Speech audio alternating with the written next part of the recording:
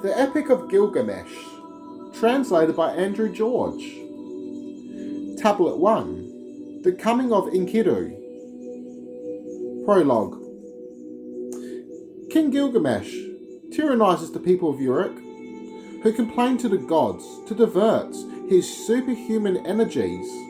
The gods create his counterpart, the wild man Enkiru, who is brought up by the animals of the wild. Enkiru is spotted by a trapper, who lures him away from the herd with a prostitute. After a week of sexual intercourse, the prostitute proposes to take him to Uruk, where Gilgamesh has been dreaming about him. He who saw the deep, the country's foundation, who knew the proper ways, was wise in all matters. Gilgamesh, who saw the deep, the country's foundation, who knew the proper ways, was wise in all matters. He explored everywhere the seats of power. He knew of everything, the sum of wisdom. He saw what was secret, discovered what was hidden. He brought back a tale of before the deluge. He came a far road, was weary, found peace. All his labours were set on a tablet of stone. He built the rampart of Uruk, the sheepfold of holy Iana, the secret storehouse. See its wall like a strand of wool. View its parapet that none could copy. Take the stairway of a bygone era. Draw near to Iana, seat of Ishtar, the goddess, that no later king could ever copy. Climb Uruk's wall and walk back and forth. Survey the foundations, examine the brickwork. Were its bricks not fired in an oven? Did the 7 sages not lay its foundations? A square mile is city, a square mile date grove, a square mile is clay pit, half a square mile the temple of Ishtar, 3 square miles and a half is Uruk's expanse. Find the tablet box of Cedar, release its claps of bronze, lift the lid of its secrets, pick up the tablet of lapis lazuli and read out the travails of Gilgamesh,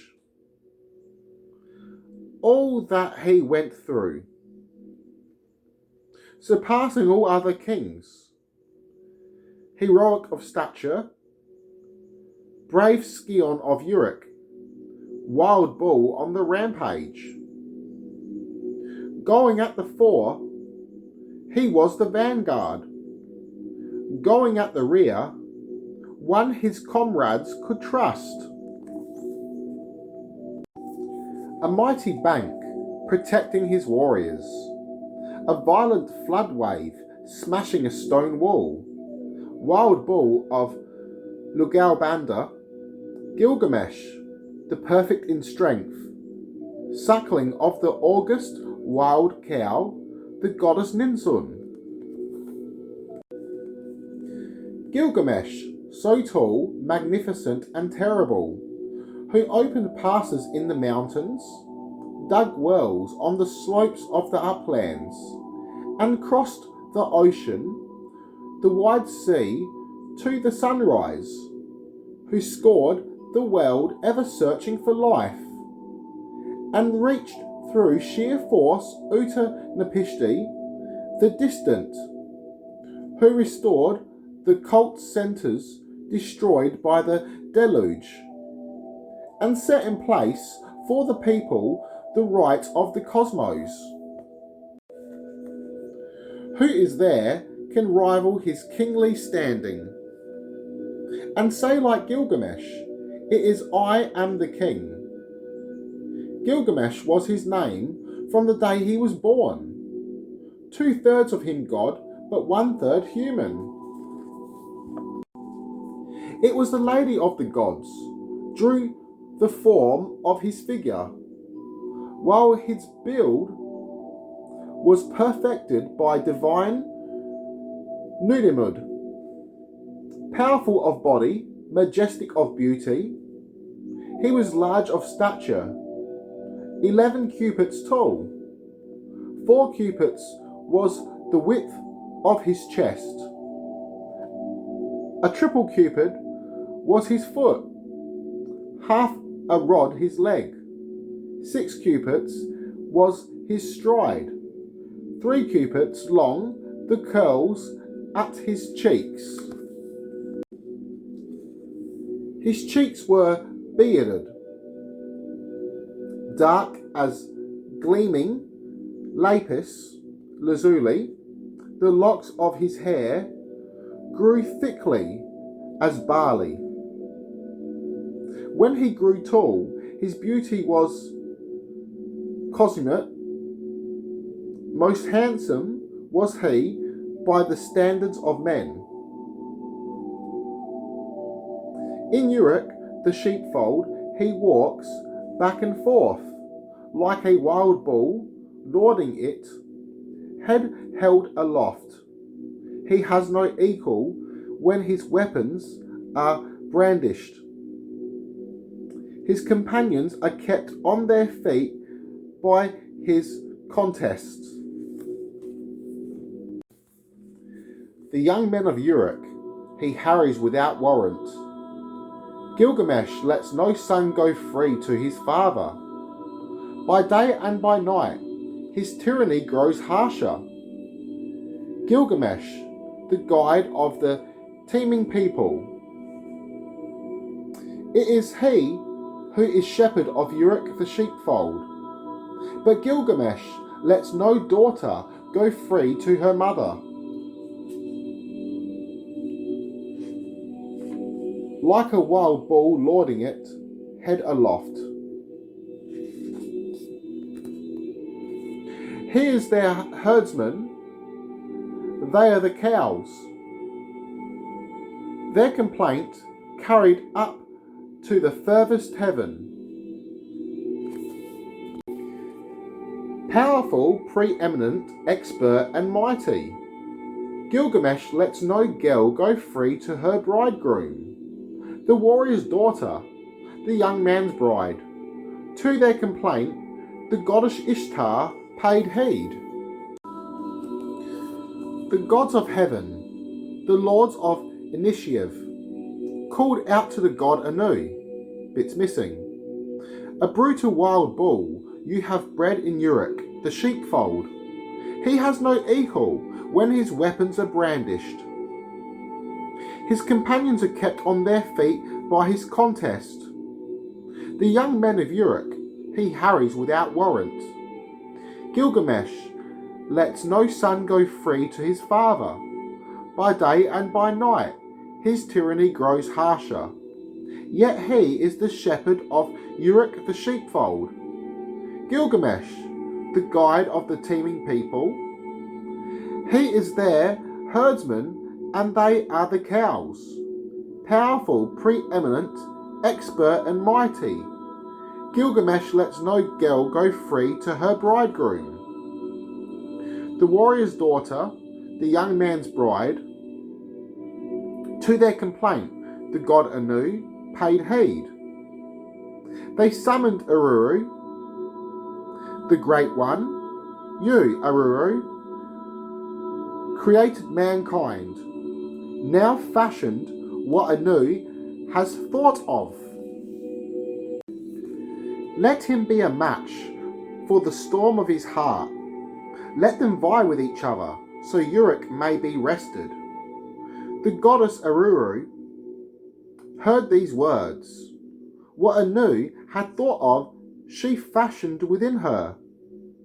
The goddess Aruru, she washed her hands, took a pinch of clay, threw it down in the wild. In the wild she created Enkiru, the hero, offspring of silence, knit strong by Ninurta. All his body is matted with hair. He bears long tresses like those of a woman. The locks of his hair grow thickly as barley. He knows not a people, nor even a country. Coated in his hair like the god of the animals, with the gazelles he grazes on grasses, joining the throng with the herd at the waterhole, his heart delighting with the beast in the water.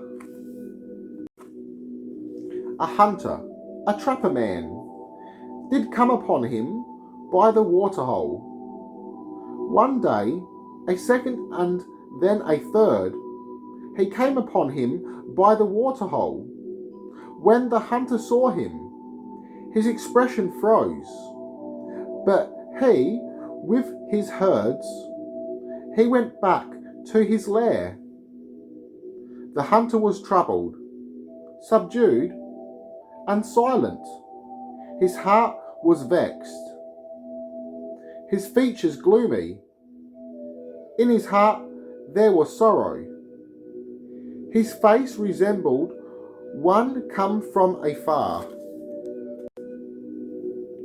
The hunter opened his mouth to speak, saying to his father, "My father, there was a man came by the waterhole, mightiest in the land, strength he possesses. His strength is as mighty as a rock from the sky. Over the hills he roams all day. Always with the herd he grazes on grasses. Ever his tracks are found by the waterhole. I am afraid and dare not approach him. He filled in the pits that I myself dug. He pulled up the snares that I laid. He set free from my grasp all the beasts of the field. He stops me doing the work of the wild." His father opened his mouth to speak, saying to the hunter, "Go, my son, to Gilgamesh, the offshoot sprung from Uruk's mist. Make your way into his presence.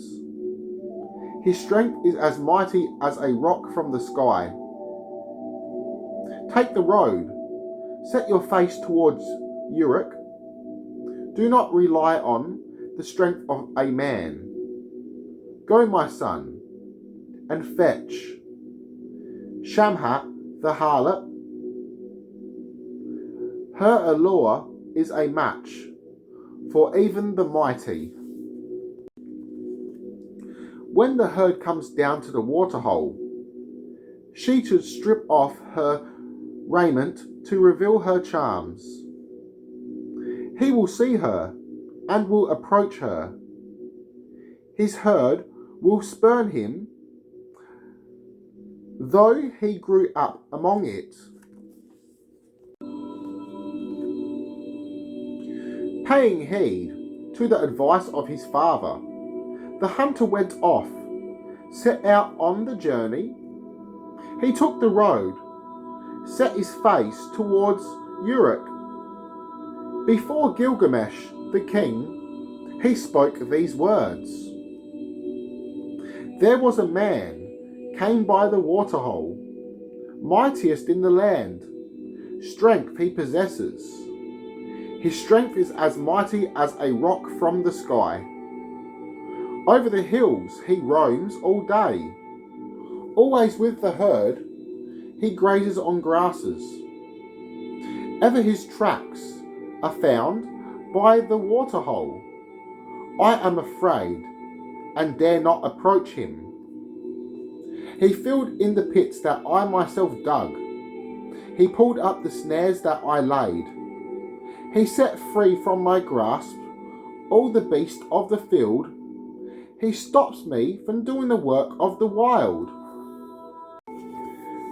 Said Gilgamesh to him, to the hunter, Go, hunter, take with you Shamhat the harlot. When the herd comes down to the waterhole, she to strip off her raiment to reveal her charms. He will see her and will approach her. His herd will spurn him, though he grew up among it. Off went the hunter, taking Shamhat the harlot. They set out on the road. They started the journey on the third day. They came to their destination. Hunter and harlot sat down there to wait. One day and a second, they waited by the waterhole. Then the herd came down to drink the water. The game arrived, their hearts delighted in water.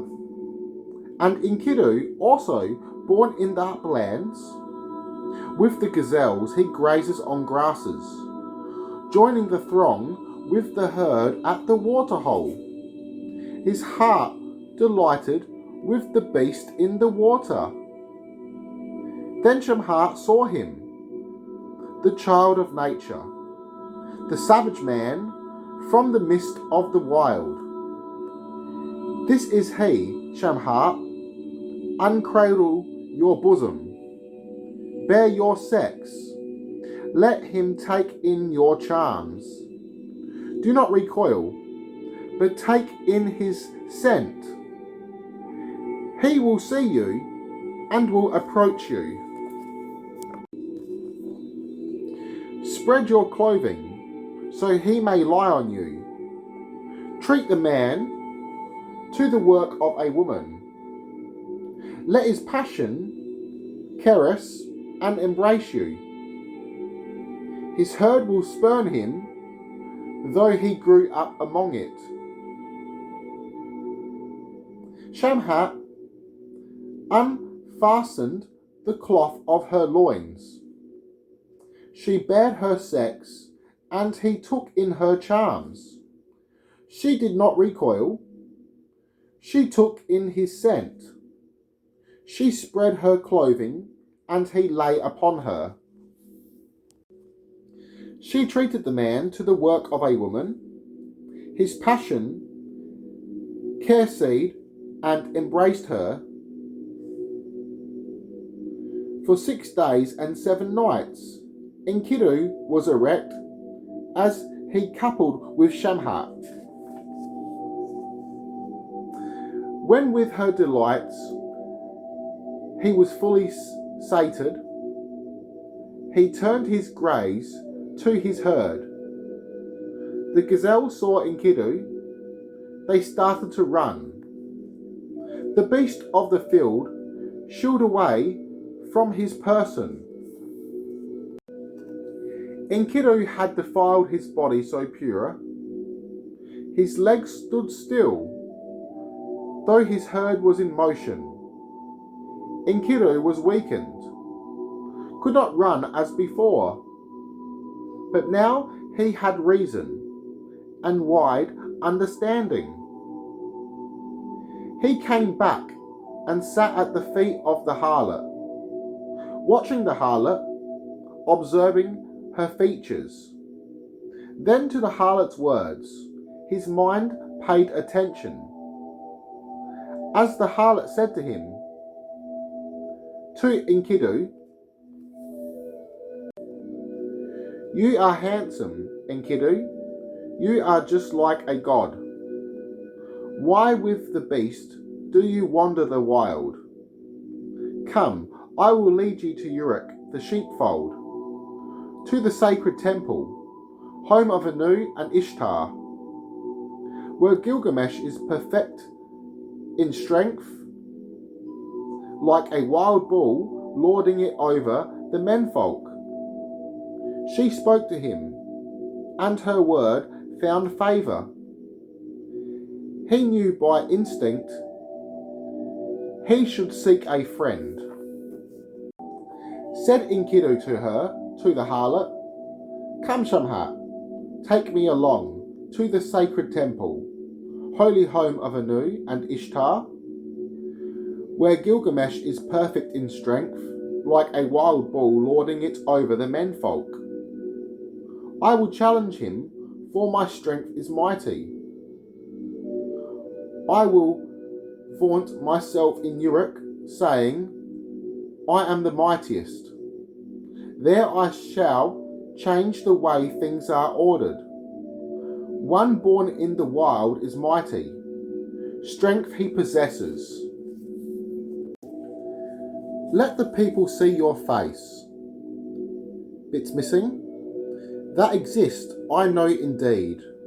Go, Enkiru, to Uruk the sheepfold, where young men are girt with waistbands. Every day in Uruk there is a festival. The drums there rap out the beat, and there are harlots, most comely of figure, graced with charm and full of delights. Even the aged they rouse from their beds. O Enkiru, as yet so ignorant of life, I will show you Gilgamesh, a man happy and carefree. Look at him, regard his features. He is fair in manhood, dignified in bearing, grace with charm in his whole person. He has had a strength more mighty than yours. Unsleeping he is by day and by night. O Enkiru, cast aside your sinful thoughts. Gilgamesh it is whom divine Shemesh loves. The gods Anu, Enlil, and Ea have broadened his wisdom. Before you even came from the uplands, Gilgamesh in Uruk was seeing you in dreams. Gilgamesh rose to relate a dream, saying to his mother, O mother, this is the dream I had in the night. The stars of the heavens appeared above me. Like a rock from the sky, one fell down before me. I lifted it up, but it weighed too much for me. I tried to roll it, but could not dislodge it. The land of Uruk was standing around it. The people were gathered about it. A crowd was milling about before it. The menfolk were thronging around it. Like a babe in arms, they were kissing its feet. Like a wife, I loved it, caressed and embraced it. I lifted it up, set it down at your feet, and you, O mother, you made it my equal. The mother of Gilgamesh was clever and wise, well versed in everything. She said to her son, Wild Cow, Ninsun was clever and wise, well versed in everything. She said to Gilgamesh, The stars of heaven appeared above you. Like a rock from the sky, one fell down before you. You lifted it up, but it weighed too much for you. You tried to roll it, but could not dislodge it. You lifted it up, set it down at my feet, and I, Ninsun, I made it your equal. Like a wife you loved it, caressed and embraced it. A mighty comrade will come to you and be his friend's saviour.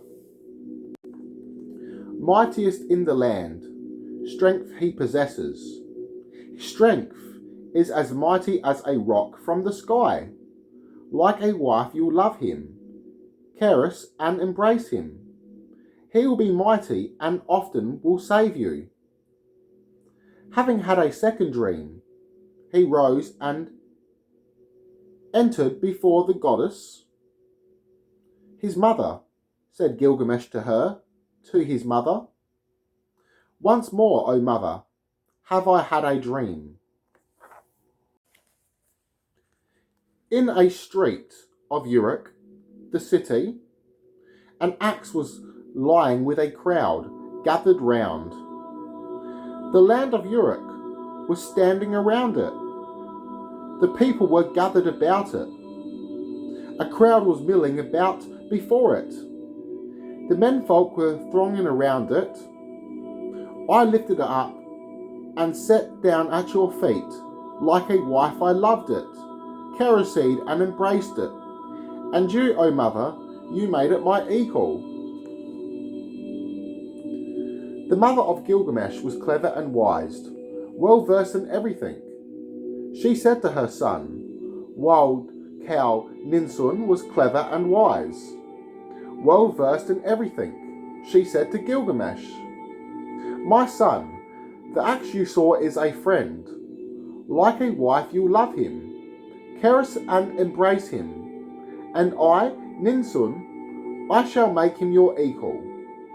A mighty comrade will come to you, and be his friend's saviour. Mightiest in the land, strength he possesses. His strength is as mighty as a rock from the sky. Said Gilgamesh to his mother, May it befall me, O mother, by counsellor Enlil's command. Let me find a friend to counsel me. A friend to counsel me I will acquire. So did Gilgamesh see his dreams. After Shamhat told Enkiru the dreams of Gilgamesh, the two of them together began making love. Tablet 2. Enkiru was sitting before her. Bits missing. As Gilgamesh related the dream, Enkiru was sitting before the harlot. The two of them together began making love. He forgot the world where he was born. For 7 days and 7 nights, Enkiru was erect and coupled with Shamhat.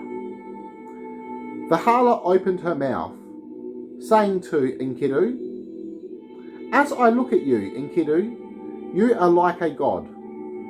Why with the beast do you wander the wild? Come, I will lead you to Uruk, the city, to the sacred temple, the dwelling of Anu. Enkiru, arise, let me take you to the temple Iana, the dwelling of Anu, where men are engaged in labours of skill.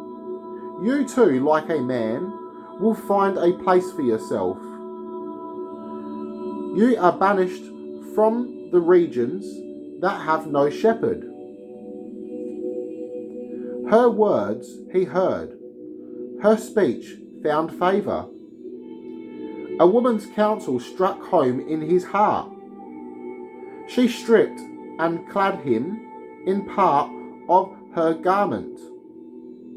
The other part she put on herself. By the hand she took him, like a god she led him, to the shepherd's camp, the site of the sheep pen. The band of shepherds was gathered around him, talking about him among themselves. This fellow, how like in build he is to Gilgamesh, tall of stature, proud as a battlement. It must be Enkiru, born in the uplands. His strength is as mighty as a rock from the sky. Bread they set before him. Ale they set before him. Enkiru ate not the bread, but looked askance. How to eat bread, Enkiru knew not. How to drink ale, he had never been shown. The harlot opened her mouth, saying to Enkiru, Eat the bread, Enkiru, essential to life. Drink the ale, the lot of the land. Enkiru ate the bread until he was sated. He drank the ale, a full 7 jugfuls. His mood became free. He started to sing. His heart grew merry. His face lit up. The barber groomed his body so hairy, anointed with oil, he turned into a man. He put on a garment, became like a warrior. He took up his weapon to do battle with lions. When at night the shepherds lay sleeping, he struck down wolves.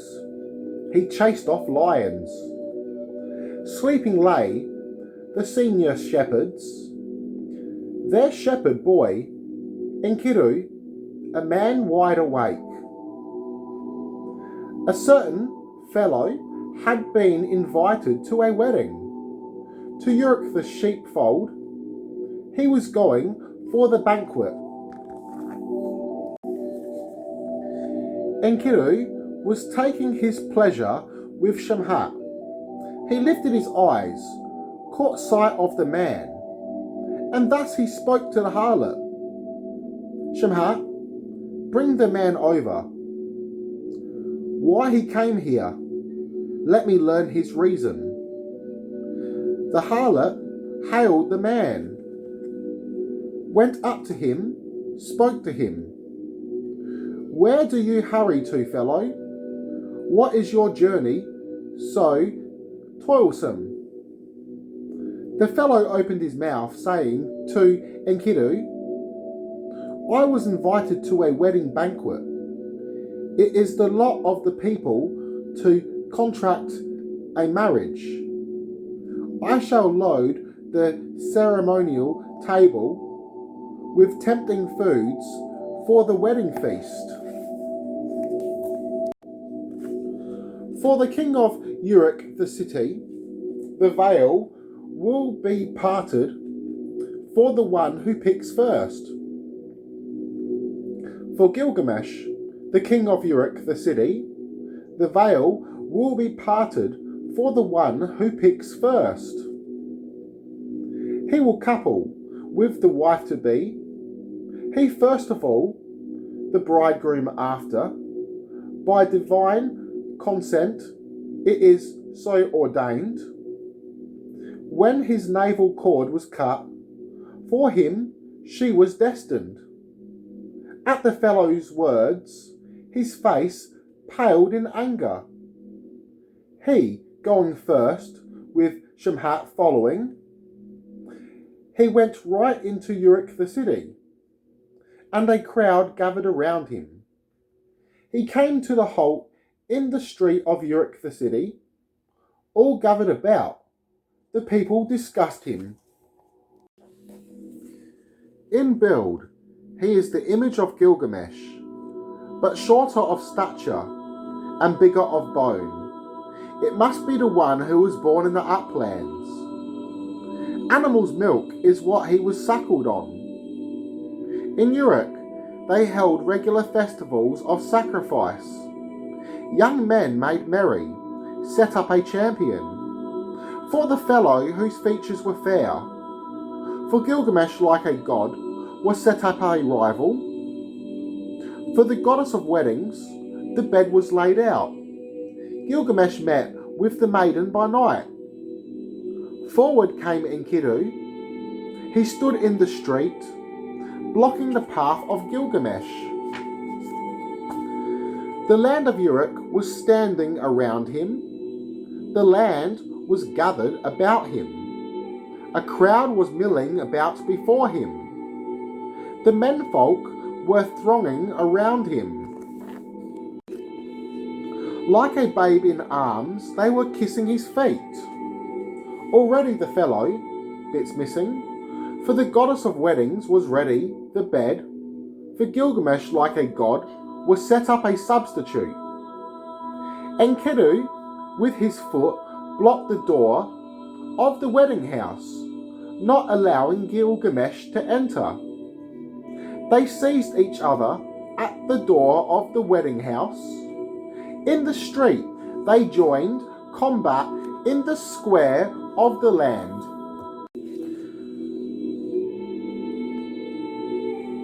The door jambs shook, the wall did shatter.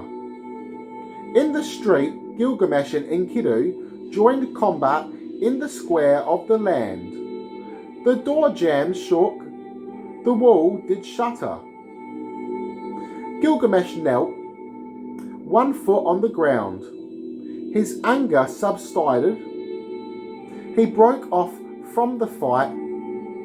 After he broke off from the fight, said Enkiru to him, to Gilgamesh, "As one unique, your mother bore you. The wild cow of the fold, the goddess Ninsun, high over warriors, you are exalted. To be king of the people, Enlil made it your destiny." The mother of Gilgamesh opened her mouth to speak, saying to her son, Wild cow Ninsun opened her mouth to speak, saying to Gilgamesh, "Bitterly he, bits missing, Enkiru possesses no kith or kin. Shaggy hair hanging loose, bits missing, he was born in the wild and has no brother." Standing there, Enkiru heard what she said, and thinking it over, he sat down weeping. His eyes brimmed with tears. His arms fell limp. His strength ebbed away. They took hold of each other and, bits missing, they linked their hands like, bits missing, Gilgamesh, bits missing. To Enkiru, he spoke a word saying, "Why, my friend, did your eyes brim with tears? Your arms full limb, your strength ebb away." Said Enkiru to him, to Gilgamesh, "My friend, my heart is aggravated, bits missing. Through sobbing, my legs do tremble. Terror has entered my heart." Gilgamesh opened his mouth, saying to Enkiru, bits missing, "Ferocious Humbaba, bits missing, let us slay him, so his power is no more." In the forest of Cedar, where Humbaba dwells, let us surprise him in his lair. Enkiru opened his mouth, saying to Gilgamesh, "I knew him, my friend, in the uplands, when I roamed here and there with the herd. For 60 leagues, the forest is a wilderness. Who is there would venture inside it?" Humbaba, his voice, is the deluge. His speech is fire, and his breath is death. Why do you desire to do this thing? An unwinnable battle is Humbaba's ambush. Gilgamesh opened his mouth, saying to Enkiru, "I will climb, my friend, the forest slopes." Enkiru opened his mouth to speak, saying to Gilgamesh, "My friend, how can we go to the forest of Cedar? So to keep safe the Cedars, Enlil made it his lot to terrify men. That is a journey which must not be made.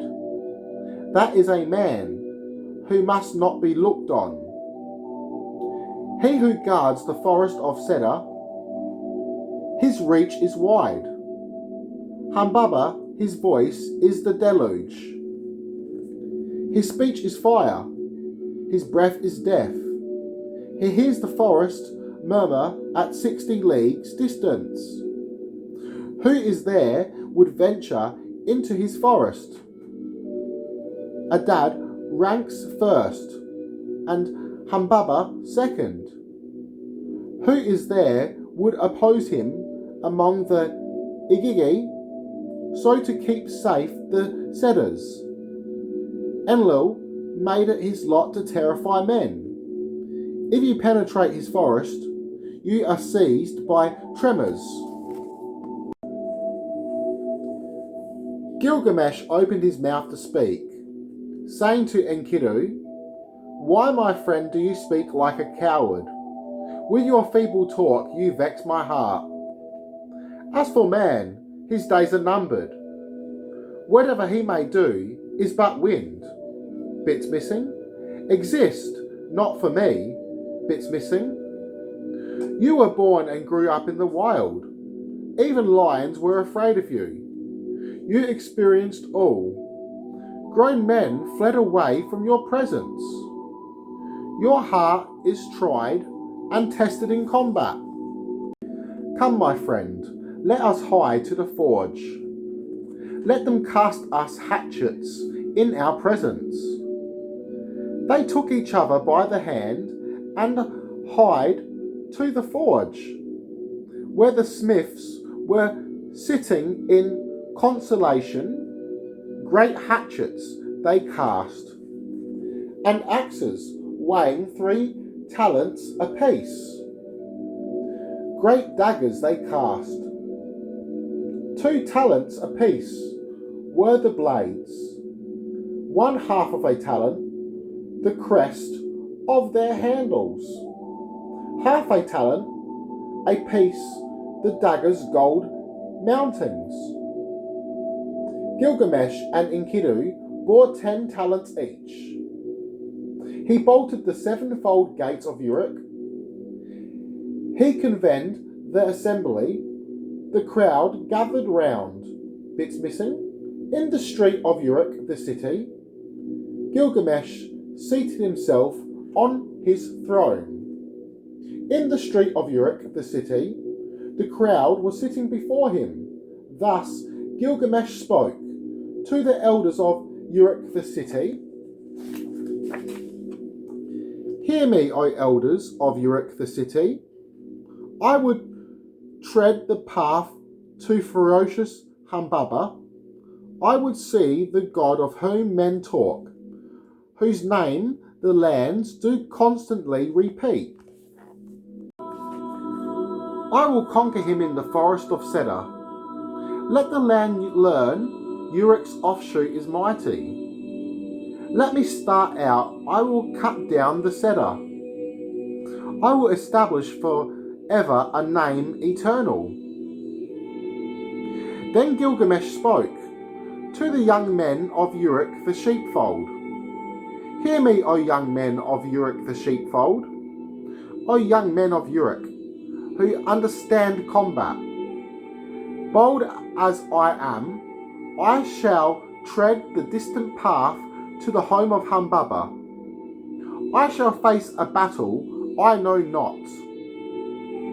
I shall ride a road I know not. Give me your blessings as I go on my journey, so I may see again your faces in safety, and return glad at heart through Uruk's gate. On my return, I will celebrate New Year twice over. I will celebrate the festival twice in the year. Then shall the festival take place, the merriment begin, and the drums resound before wild cow Ninsun." Enkiru gave the elders counsel, and the young men of Uruk who understood combat. "Tell him not to go to the forest of Cedar. That is a journey which must not be made. That is a man who must not be looked on. He who guards the forest of Cedar, his reach is wide." is Humbaba. His voice is the deluge. His speech is fire. His breath is death. He hears the forest murmur at 60 leagues distance. Who is there would venture into his forest? Adad ranks first, and Humbaba second. Who is there would oppose him among the Igi? So to keep safe the Cedars, Enlil made it his lot to terrify men. If you penetrate his forest, you are seized by the tremors. The senior advisors rose. Good counsel they offered Gilgamesh. You are young Gilgamesh, borne along by emotion. All that you talk of you don't understand. This Humbaba, his voice is the deluge. His speech is fire. His breath is death. He hears the forest murmur at 60 leagues distance. Who is there would venture into his forest? Adad ranks first, and Humbaba second. Who is there would oppose him among the Igigi? So to keep safe the Cedars, Enlil made it his lot to terrify men. Gilgamesh heard the words of the senior advisors. He looked with a laugh at his friend Enkiru. Now, my friend, how frightened I am. In fear of him, shall I change my mind? Tablet 3. Preparations for the expedition to the forest of Cedar. The elders of Uruk the sheepfold spoke to Gilgamesh. To Uruk's quay, come back in safety. Do not rely, O Gilgamesh, on your strength alone. Look long and hard. Land a blow you can count on. Who goes in front saves his companion. Who knows the road protects his friend. Let Enkiru go before you. He knows the way to the forest of Cedar.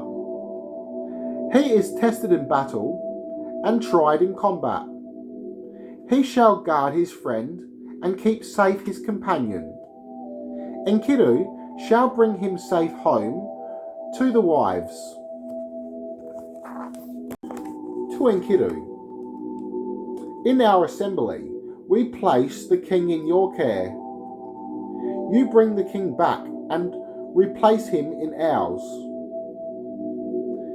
Gilgamesh opened his mouth to speak, saying to Enkiru, Come, my friend, let us go to the palace sublime, into the presence of the great queen Ninsun.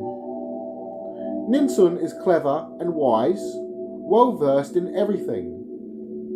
She will set our feet in steps of good counsel.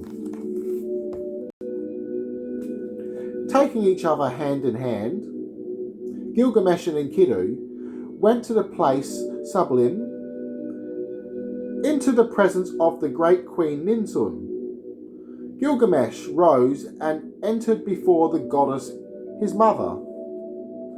Said Gilgamesh to her, Ninsun, I shall tread, O Ninsun, bold as I am, the distant path to the home of Humbaba.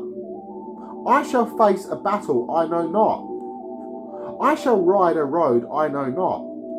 I beseech you, give me your blessing as I go on my journey. Let me see again your face in safety, and return glad at heart through Uruk's gate. On my return, I will celebrate New Year twice over. I will celebrate the festival twice in the year. Let the festival take place, the merriment begin. Let the drums resound in your presence. Wild Cow Ninsun listened long and with sadness to the words of Gilgamesh, her son, and Enkiru. Into the bathhouse she went 7 times. She bathed in water of tamarisk and soapwort. She donned a fine dress to adorn her body. She chose a jewel to adorn her breast.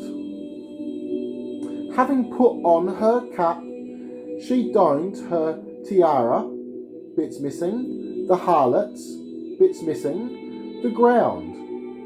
She climbed the staircase and went up on the roof. On the roof she set up a censer to Shamash.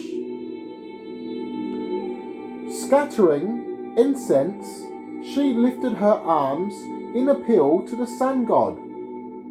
Why did you afflict my son Gilgamesh with so restless a spirit?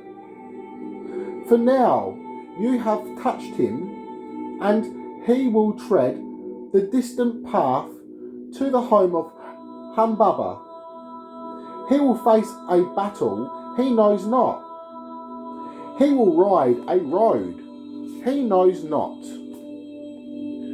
During the days of his journey there and back, until he reaches the forest of Cedar, until he slays ferocious Humbaba and annihilates from the land the evil thing you adore.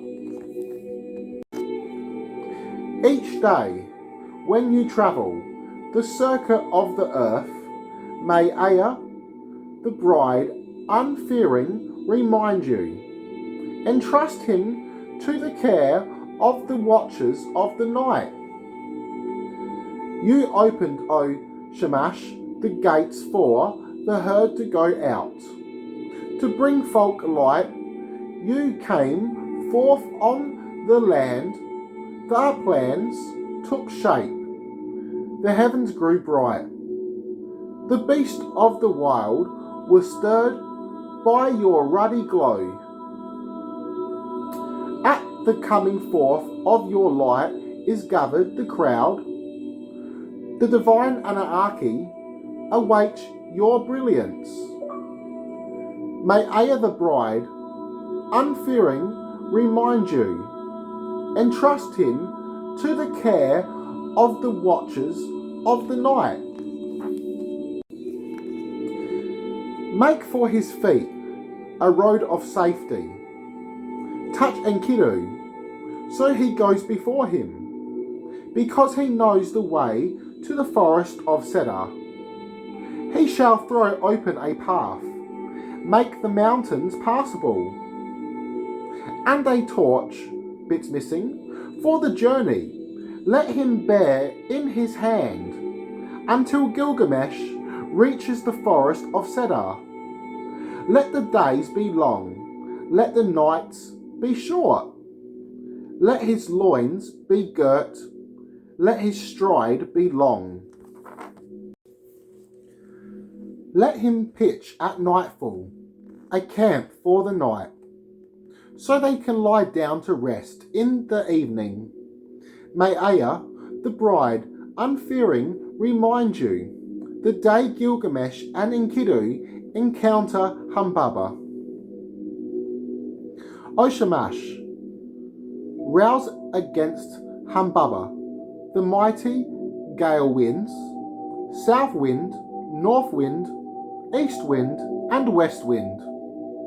Blast, counterblast, typhoon, hurricane, and tempest, devil wind, forest wind, gale, and tornado. Let rise 13 winds, and Humbaba's face darken. Let the weapons of Gilgamesh then conquer Humbaba. After your very own fires are kindled, at that time, O Shamash, turn your face to the supplicant. Your fleet-footed mules shall bear you onwards. A restful seat, a bed for the night, shall be what awaits you.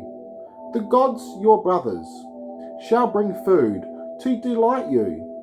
Aya, the bride, shall wipe your face dry with the fringe of her garment. Again Wild Cow Ninsun made her request before Shamash. O Shamash, will not Gilgamesh rank with the gods? Will he not share the heavens with you? Will he not share with the moon a scepter and crown? Will he not grow wise with Ea of the ocean below? Will he not rule with Arena, the black-headed people? Will he not dwell with Ningishida in the land of no return? After Wild Cow Ninsun had charged Shamash thus,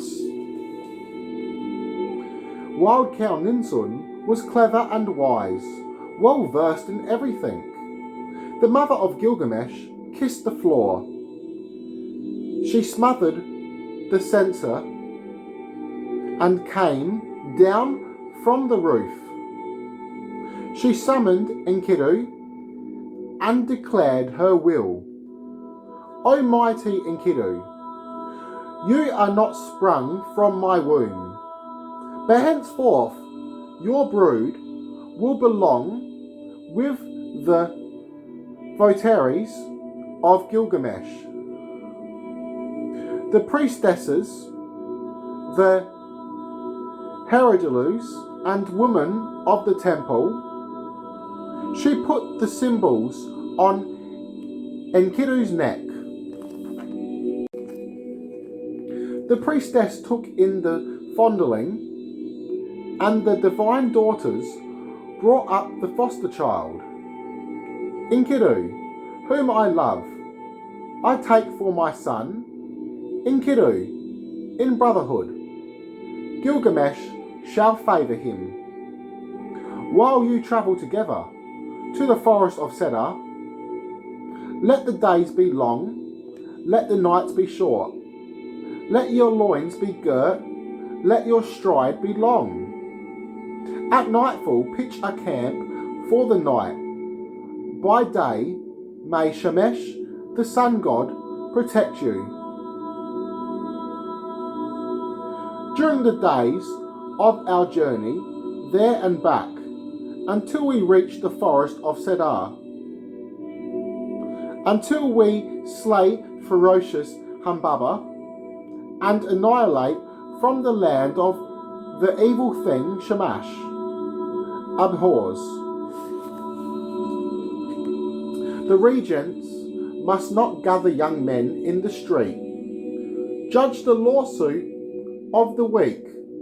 Call to account those who do wrong, while we attain our desire like babies in arms, and plant our weapons in Humbaba's gate.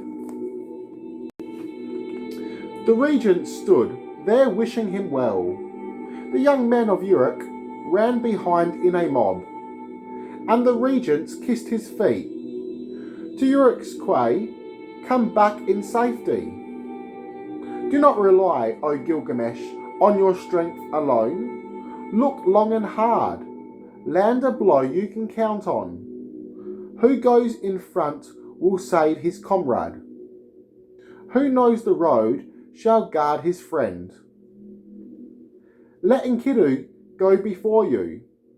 He knows the way to the forest of Cedar. He is tested in battle and tried in combat. Through the mountain pass, he often has journeyed. He shall guard his friend and keep safe his companion. Enkiru shall bring him safe home to the wives. To Enkiru, in our assembly We place the king in your care. You bring the king back and replace him in ours." Enkiru opened his mouth to speak, saying to Gilgamesh, more than 10 lines are missing. Enkiru opened his mouth, saying to Gilgamesh, "Where you've set your mind, begin the journey. Let your heart have no fear.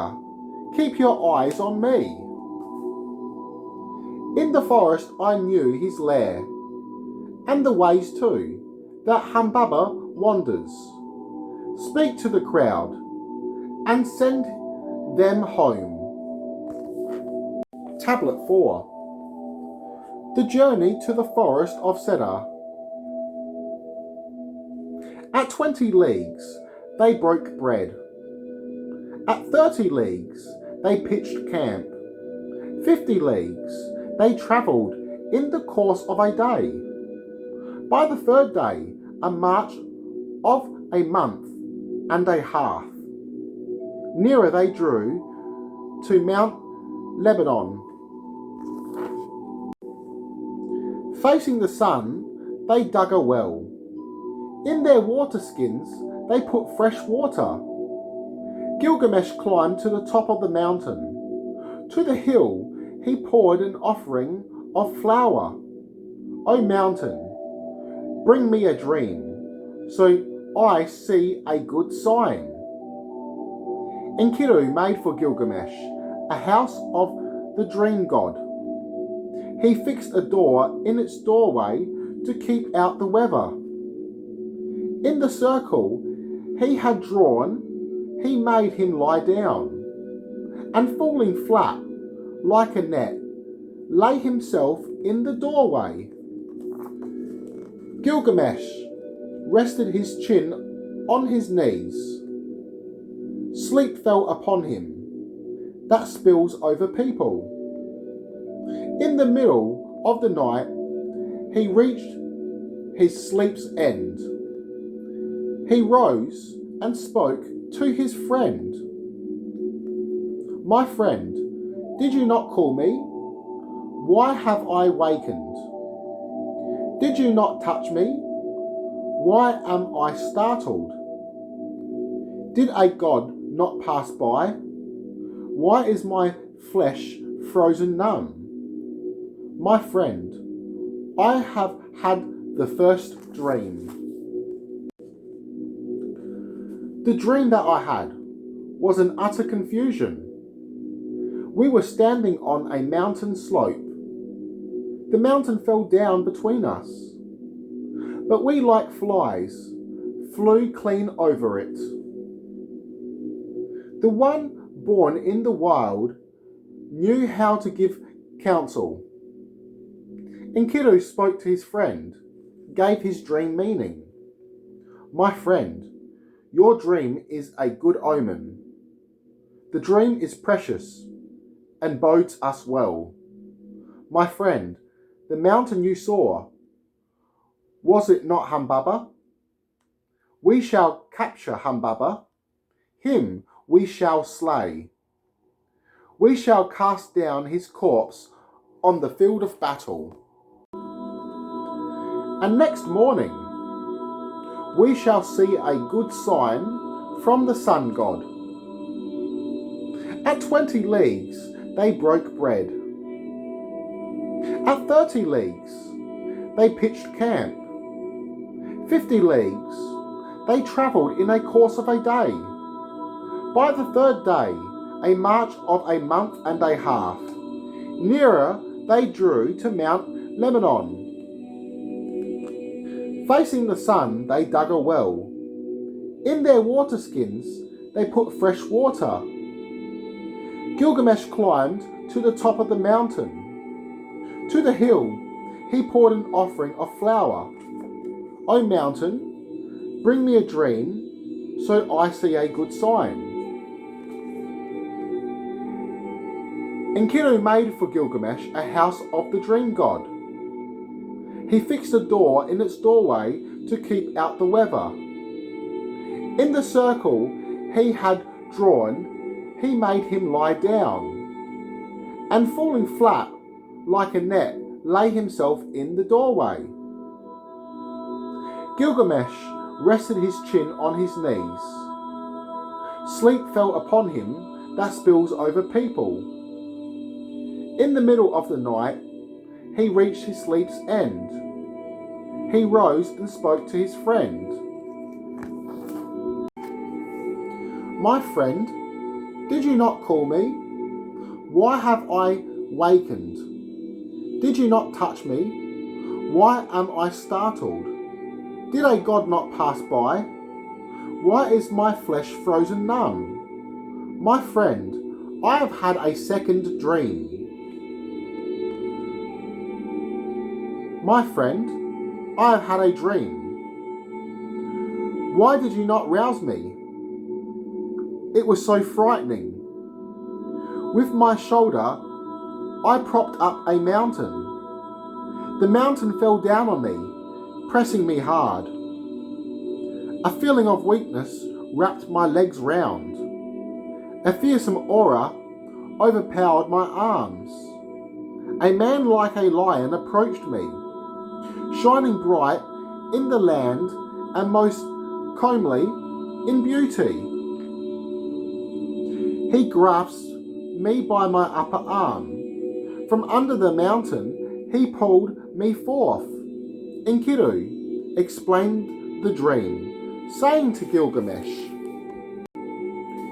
"Now, my friend, the one to whom we go, is he not the mountain, so strange as he is? Now, Humbaba, to whom we go, is he not the mountain, so strange as he is? If you and he meet, then but one is your task. The warrior's right, the task of a man. He will make rage his fury against you. Terror of him will wrap your legs round. But the man you saw was King Shamash, the sun god. In time of peril, he will grasp your hand." Gilgamesh was glad, his dream a good sign. His heart grew merry, his face shone bright. At 20 leagues they broke bread. At 30 leagues they pitched camp. 50 leagues they travelled in the course of a day. By the third day, a march of a month and a half. Nearer they drew to the mountain Lebanon. Facing the sun they dug a well. In their water skins they put fresh water. Gilgamesh climbed to the top of the mountain. To the hill he poured an offering of flour. "O mountain, bring me a dream, so I see a good sign." Enkiru made for Gilgamesh a house of the dream god. He fixed a door in its doorway to keep out the weather. In the circle he had drawn, he made him lie down, and falling flat like a net, lay himself in the doorway. Gilgamesh rested his chin on his knees. Sleep fell upon him that spills over people. In the middle of the night, he reached his sleep's end. He rose and spoke to his friend. "My friend, did you not call me? Why have I wakened? Did you not touch me? Why am I startled? Did a god not pass by? Why is my flesh frozen numb? My friend, I have had a third dream. The dream that I had was an utter confusion. Heaven cried aloud, while earth did rumble. The day grew still, darkness came forth. There was a flash of lightning, fire broke out. Flames flared up, death rained down. The fire so bright dimmed and went out. The flames diminished and turned into kinders. You were born in the wild. Can we take counsel?"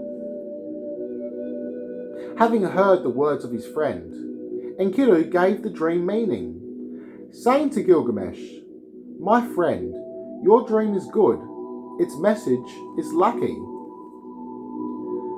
Some of the meaning of this dream is missing. "And his weapons you will turn into ashes. Your dreams are good. A god is with you. You will soon achieve your plans." At 20 leagues they broke bread. At 30 leagues they pitched camp. 50 leagues they travelled in the course of a day. By the third day, a march of a month and a half.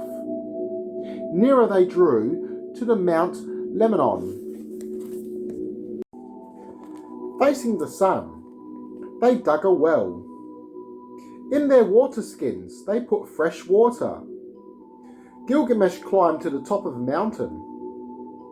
To the hill he poured an offering of flour. "O mountain, bring me a dream, so I see a good sign." Enkiru made for Gilgamesh a house of the dream god. He fixed a door in its doorway to keep out the weather. In the circle he had drawn, he made him lie down, and falling flat like a net, lay himself in the doorway. Gilgamesh rested his chin on his knees. Sleep fell upon him that spills over people. In the middle of the night, he reached his sleep's end. He rose and spoke to his friend. "My friend, did you not call me? Why have I wakened? Did you not touch me? Why am I startled? Did a god not pass by? Why is my flesh frozen and numb? My friend, I have had a fourth dream." My friend, I have had a fourth dream. It surpasses my other 3 dreams. I saw a lion bird in the sky. Up it rose like a cloud, soaring above us. It was a bits missing, its visage disordered. Its mouth was fire, its breath was death. There was also a man. He was strange of form. He, bits missing, and stood there in my dream. He bound its wings and took hold of my arm. Bits missing. He cast it down before me. Bits missing. Upon it. You saw a lion bird in the sky. Up it rose like a cloud, soaring above us. It was a bits missing, its visage distorted. Its mouth was fire, its breath was death. You will fear its terrible aura. I shall, bits missing, its foot, and let you arise. The man you saw was mighty Shemesh.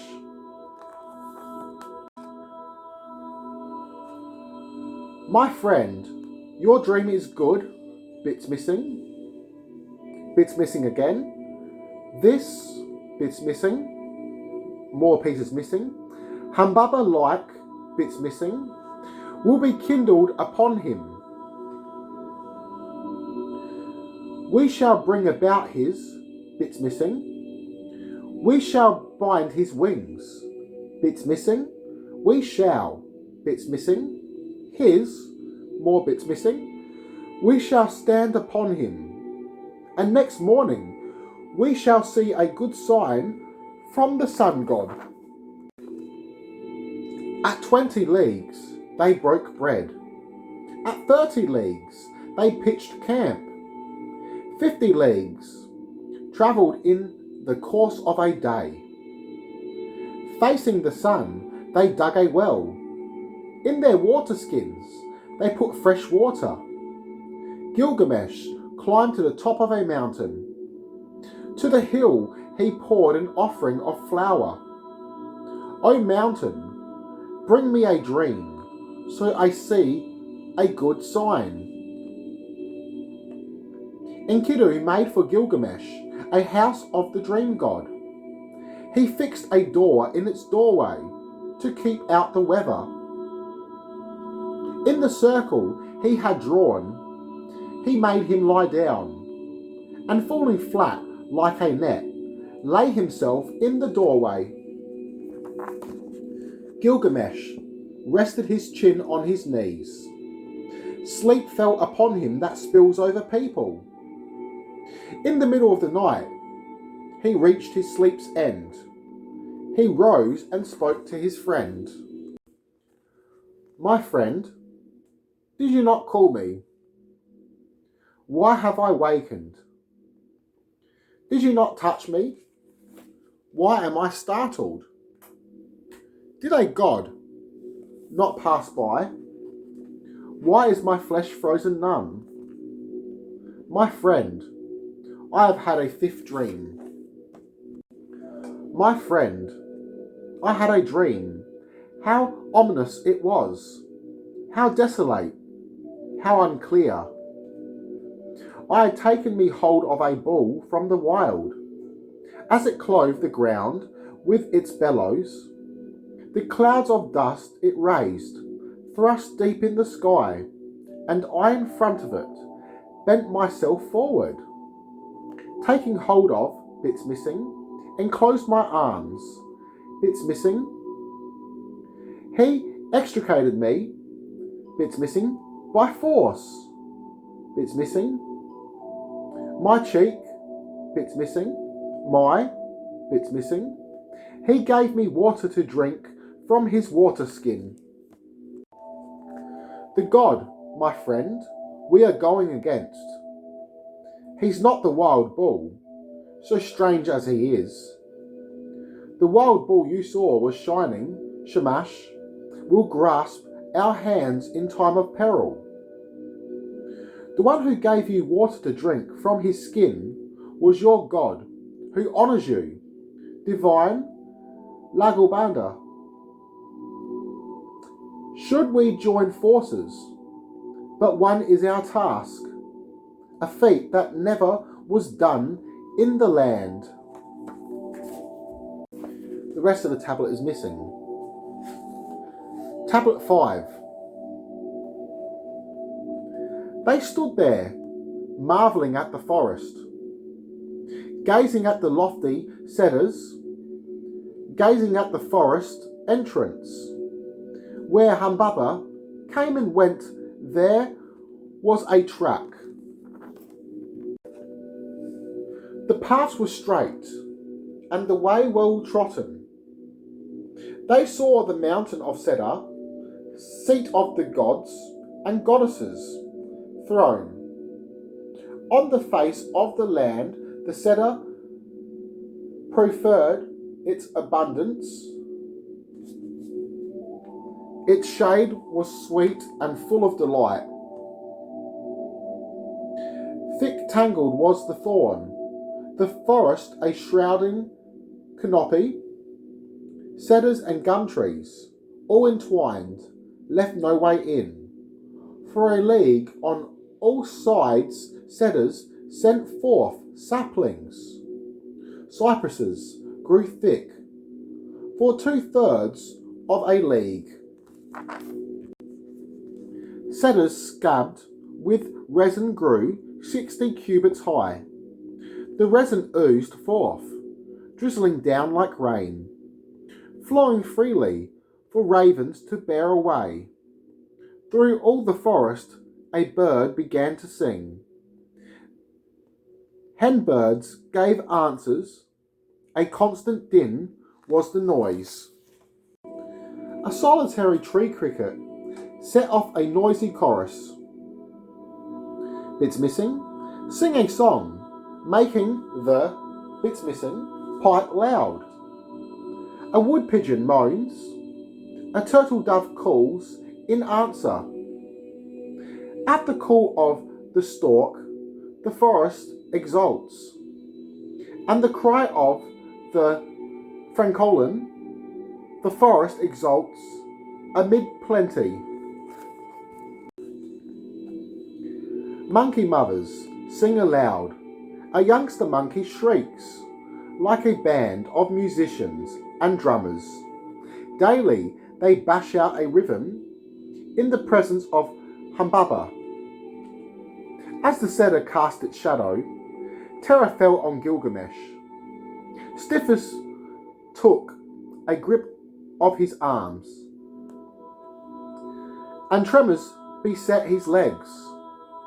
Enkiru opened his mouth to speak, saying to Gilgamesh, "Let us go deep into the mist of the forest. Let us get going and raise a loud cry."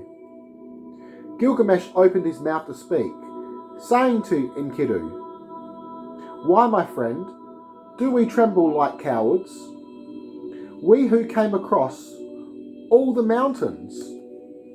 Shall, bits missing, before us. Before we withdraw, bits missing. My friend is one who is tested in combat, one who has been in battle, has no fear of death. You have been splashed in blood, so you need not fear death. Go berserk like a dervish fall into a frenzy. Let your shout boom loud like a kettle drum. Make the stiffness leave your arms, the tremors your legs. Take my hand, friend, and we shall go on together. Let your thoughts dwell on combat. Forget death and seek life. The one who walks alongside is the prudent man.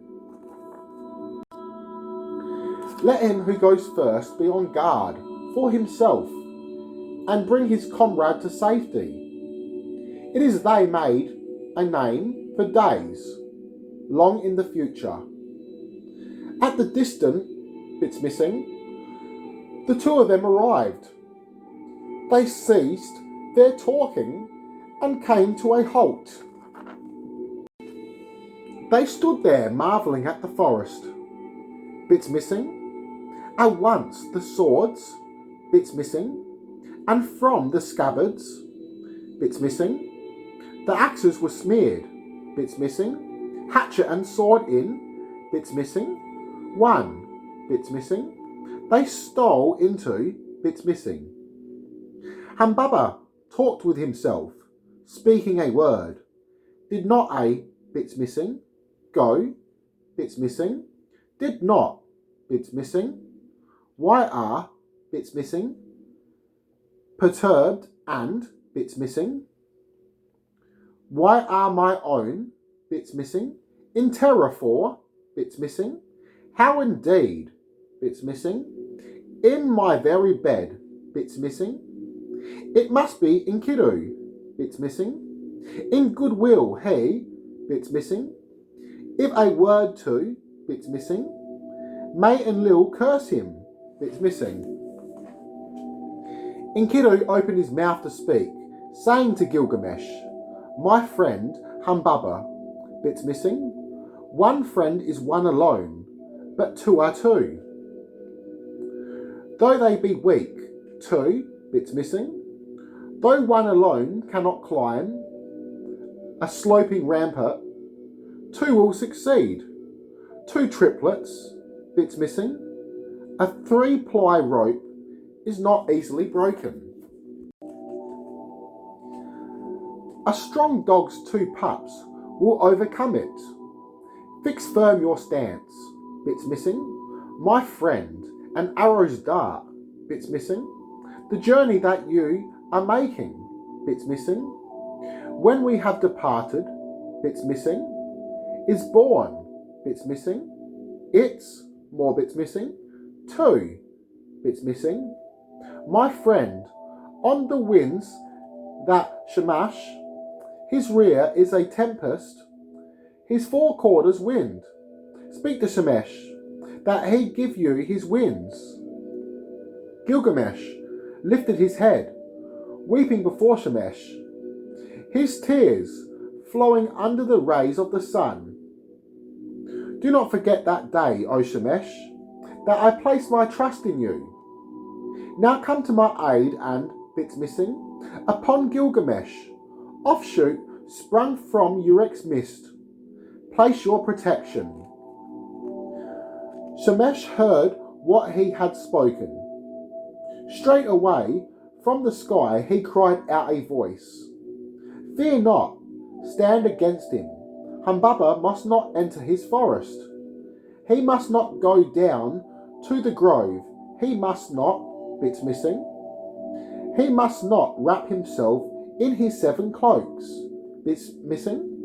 Once he is wrapped in 6, he has shed they, bits missing, like a fierce wild bull ready to charge, bits missing. He bellowed once, a bellow full of terror. The guardian of the forest was bellowing, bits missing. Humbaba was thundering like the god of the storm. Humbaba opened his mouth to speak, saying to Gilgamesh, Let fools take counsel, Gilgamesh, with the rude and brutish. Why have you come here into my presence? Come, Enkiru, you spawn of a fish, who knew no father, hatchling of the terrapin and turtle, who suckled no mother's milk. In your youth I watched you, but near you I went not. Would your, bits missing, have sated my belly? Now in treachery, you bring before me Gilgamesh, and stand there, Enkiru, like a warlike stranger. I will slit the throat and gullet of Gilgamesh. I will feed his flesh to the birds of the forest, ravening eagle and vulture. Gilgamesh opened his mouth to speak, saying to Enkiru, My friend, Humbaba's features have changed. Though boldly we came up to his lair to defeat him, yet the heart that took fright does not grow calm in a moment. Enkiru opened his mouth to speak, saying to Gilgamesh, Why, my friend, do you speak like a coward? With your feeble talk you vex my heart. Now, my friend, but one is our task. Already the copper pours into the mould, to stroke the furnace for an hour, to blow on the coals for an hour, to send a deluge is to crack the whip. Don't draw back, don't make a retreat. Make your blow mighty, like that of a lion. Let not, bits missing, more bits missing, you, let the south wind take him hostage. Be mindful of your God, Lugalbanda, keep in your thoughts all the dreams that you had. Gilgamesh went forward on the advice of his friend. 9 times he smote bedrock, the mountain broke up. He launched like a lion a brutal attack, and Enkiru pounced like a puma. They seized hold of Humbaba in the midst of the forest. His terrible auras did fill the forest. They grabbed his auras in their hands. Humbaba bellowed on his account, howling, I shall lift them up and climb to the sky. I shall smite the ground so they fall to the ocean below. He lifted them up, but the sky was too far. He smote the ground, but the bedrock withstood him. At the heels of their feet, the ground burst asunder. They shattered as they whirled Mount Sirion and Lebanon. Black became the clouds of white, raining down on them death like a mist. Shamash rose against Humbaba, the mighty gale winds, south wind, north wind, east wind and west wind, blast, counterblast, typhoon, hurricane and tempest, devil wind, forest wind, frost wind, gale and tornado. There rose 13 winds, and the face of Humbaba darkened. He could not charge forwards. He could not kick backwards. The weapons of Gilgamesh then conquered Humbaba. In a plea for his life, said Humbaba to Gilgamesh, "You are so young, Gilgamesh. Your mother just bore you. But indeed, you are the offspring of wild cow Ninsun. By Shamash, command your flattened 10 mountains. O offshoot, sprung from Uruk's mist, Gilgamesh the king. Never, O Gilgamesh, did a dead man please a master, but a slave alive bring profit to his owner. O Gilgamesh, be merciful. In woe I am truly prostrated. Let me stay here in the forest at your beck and call. Trees I will keep you, as many as you ask for. I will keep you myrtle, cedar and cypress, timber fine and straight grown, to be the pride of your palace." Enkiru opened his mouth to speak, saying to Gilgamesh, "Do not listen, my friend, to Humbaba's words of pleading. Why should his pleading even enter your mind? If he returns to his home, we shall be as unborn. He will bind us fast in the forest of Cedar, then enter the grove and put on his auras." Humbaba heard how Enkiru abused him. Humbaba lifted his head, weeping before Shamash, his tears flowing under the rays of the sun. "You are experienced in the ways of my forest, the ways, bits missing. Also you know all the arts of speech. Had I only hung you high on a sapling at my forest entrance, had I only fed your flesh to the birds of the forest, ravening eagle and vulture. Now Enkidu, my release lies with you. Tell Gilgamesh to spare my life." Enkidu opened his mouth to speak, saying to Gilgamesh, "My friend, Humbaba who guards the forest of Cedar, finish him, slay him, do away with his power. Humbaba who guards the forest of Cedar, finish him, slay him, do away with his power." Before Enlil, the foremost hears what we do, and the great gods take against us in anger. Enlil in Nippur, Shamash in Lhasa, bits missing, established forever a fame that endures. How Gilgamesh slew ferocious Humbaba. Humbaba heard how Enkidu abused him. Humbaba lifted his head, weeping before Shamash. When Humbaba heard this, he lifted his head, weeping before Shamash, his tears flowing under the rays of the sun. When Enkidu lay asleep with his animals, I did not call out to him.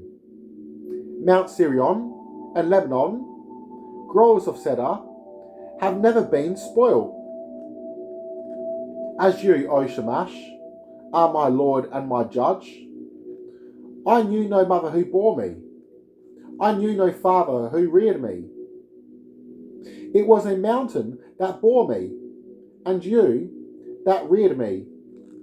O Enkidu, my release rests with you. Tell Gilgamesh to spare my life.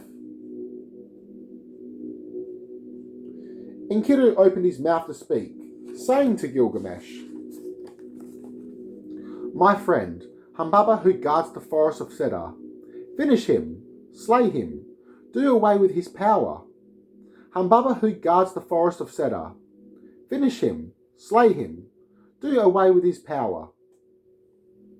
Before Enlil, the foremost hears what we do, and the great gods take against us in anger. Enlil in Nippur, Shamash in Lhasa, bits missing. Establish forever a fame that endures how Gilgamesh slew ferocious Humbaba. Humbaba heard how Enkiru abused him.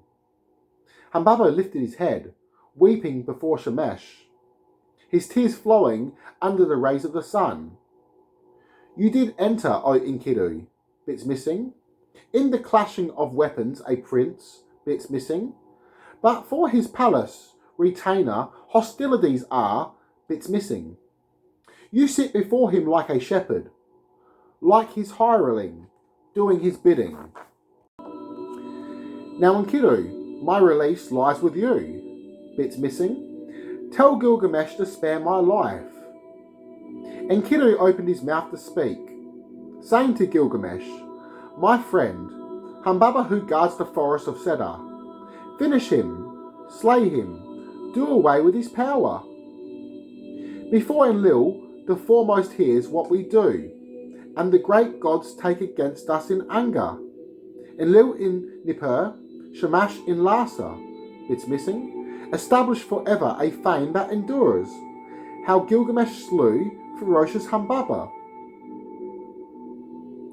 Humbaba heard how Enkiru abused him. Humbaba lifted his head, weeping before Shamash, his tears flowing under the rays of the sun.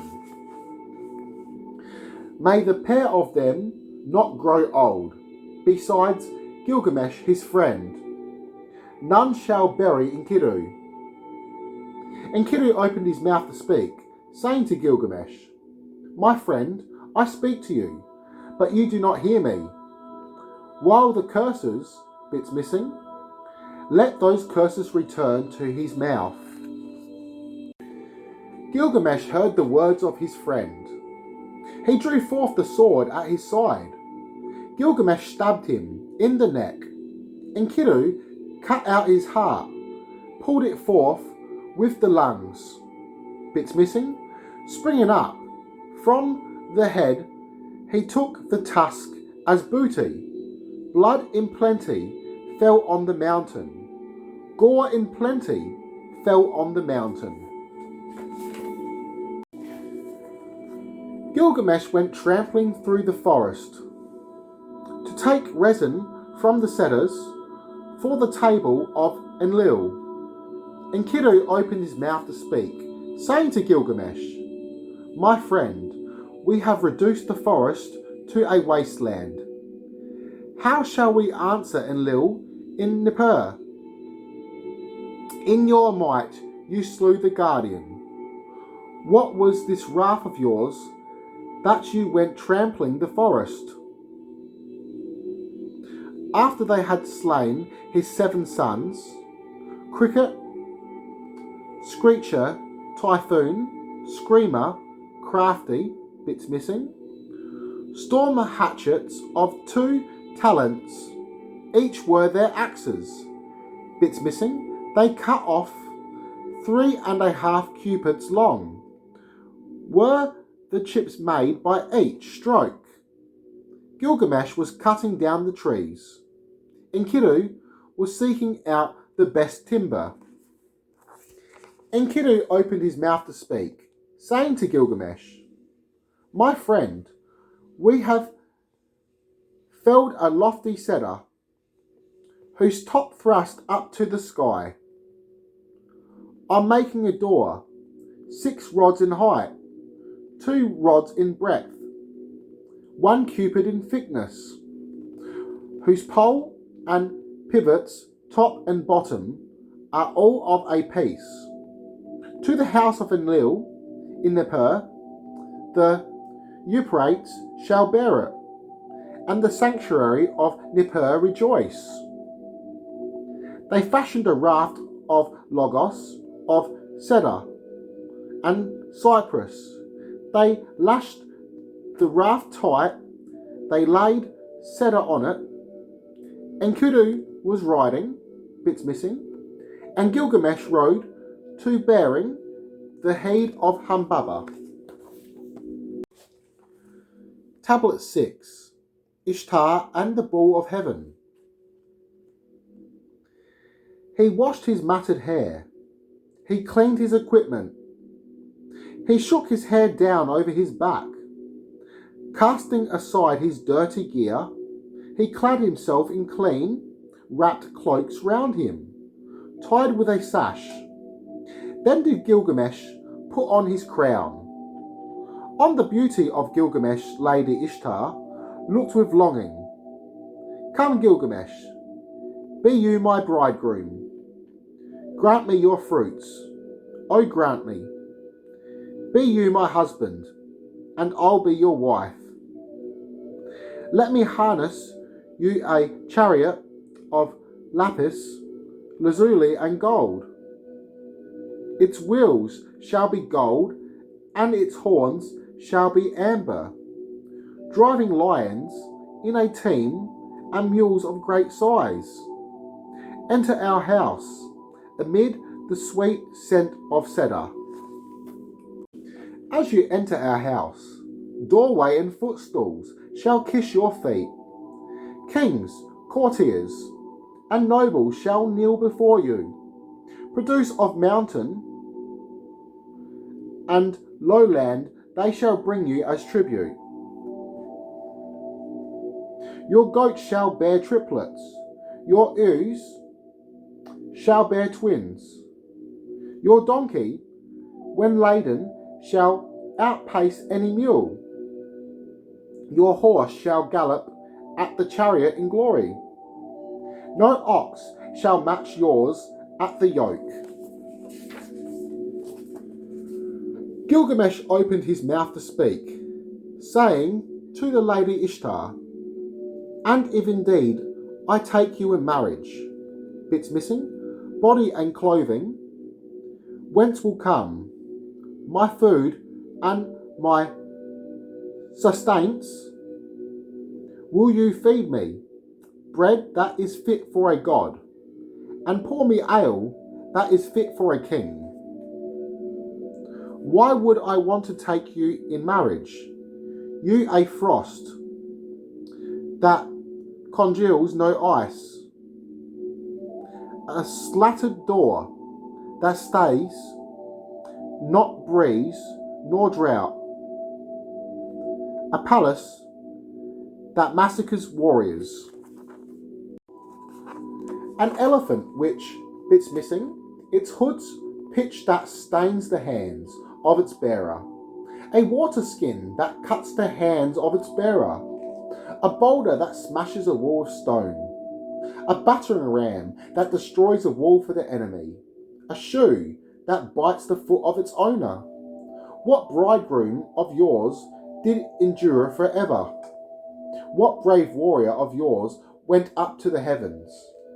Come, let me tell you the tale of your lovers, of, bits missing, his arm, the Musi, the husband of your youth, year upon year, to lamenting you doomed him. You loved the speckle hoop, but struck it down and broke its wing. Now it stands in the woods crying, my wing. You loved the lion, perfect in strength, but for you dug 7 pits, and 7 you loved the horse, so famed in battle, but you made its destiny whip, spur and lash. You made its destiny a 7-league gallop. You made its destiny to drink muddy water, and doomed silly its mother to perpetual weeping. You loved the shepherd, the grazer, the herdsman, who gave you piles of bread baked in embers, and slaughtered kids for you day after day. You struck him and turned him into a wolf. Now his very own shepherd boys chase him away, and his dogs take bites at his haunches. You loved Ishulamu, your father's gardener, who used to bring you dates in a basket daily, making you table jalem. You eyed him up and went to meet him. O my Ishulanu, let us taste your vigour. Put out your hand and stroke my quim. But Ishalanu said to you, Me, what do you want of me? Did my mother not bake? Have I not eaten, that now I should eat the bread of slander and insults? Should I let only rushes come over me in winter? When you heard what he had to say, you struck him and turned him into a dwarf. You sat him down in the midst of his labours. He cannot go up, bits missing. He cannot go down. Must you love me also and deal with me likewise? The goddess Ishtar heard these words. She went up to the heaven in a furious rage. Weeping, she went to Anu, her father. Before Antu, her mother, her tears did not flow. O father, again and again does Gilgamesh scorn me, telling a tale of foulest slander. Slander about me and insults too. Anu opened his mouth to speak, saying to the lady Ishtar, Well, was it not you who provoked King Gilgamesh? So he told a tale of foulest slander, slander about you and insults too. Ishtar opened her mouth to speak, saying to her father Anu, Father, give me, please, the bull of heaven, so in his dwelling I may slay Gilgamesh. If you do not give me the bull of heaven, I shall smash the gates of the netherworld, right down to its dwelling. To the world below I shall grant manumission. I shall bring up the dead to consume the living. I shall make the dead outnumber the living. Anu opened his mouth to speak, saying to Lady Ishtar, If you want from me the bull of heaven, let the widow of Uruk gather 7 years chaff, and the farmer of Uruk grow 7 years hay. Ishtar opened her mouth to speak, saying to her father Anu, Bits missing, already I stored, bits missing, already I grew. The widow of Uruk has gathered 7 years chaff. The father of Uruk has grown 7 years. Hay, with the wrath of the bull I shall have vengeance. Anu heard this speech of Ishtar. The bull of heaven's nose rope he placed in her hands. Down came Ishtar, leading it onward. When it reached the land of Uruk, it dried up the woods, the red beds and marshes. Down it went to the river, lowered the level by 7 full cubits. As the bull of heaven snorted, a pit opened up. 100 men of Uruk fell down it. The second time it snorted, a pit opened up. 200 men of Uruk fell down it. A third time it snorted, a pit opened up, and Enkiru fell in as far as his waist. Enkiru sprang up and seized the bull by the horns.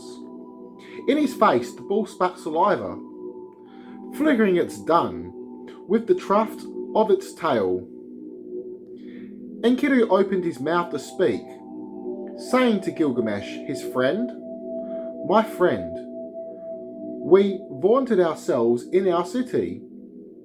How shall we answer the thronging people? My friend, I have tested the might of the bull of heaven. So learning its strength and knowing its purpose, let me test again the might of the bull. I shall get me behind the bull of heaven. I will seize it by the tuft of the tail. I will set my foot on the back of its leg, in, bits missing, it. Then you, like a butcher, brave and skillful, between the yoke of the horns and the slaughter spot, thrust in your knife. Enkiru rushed round to the rear of the bull. He seized it by the tuft of the tail. He set his foot on the back of its leg, in, bits missing, it. Then Gilgamesh, like a butcher, brave and skillful, between the yoke of the horns and the slaughter spot, he thrust in his knife. After they had slain the bull of heaven, they bore its heart aloft and set it before Shemesh.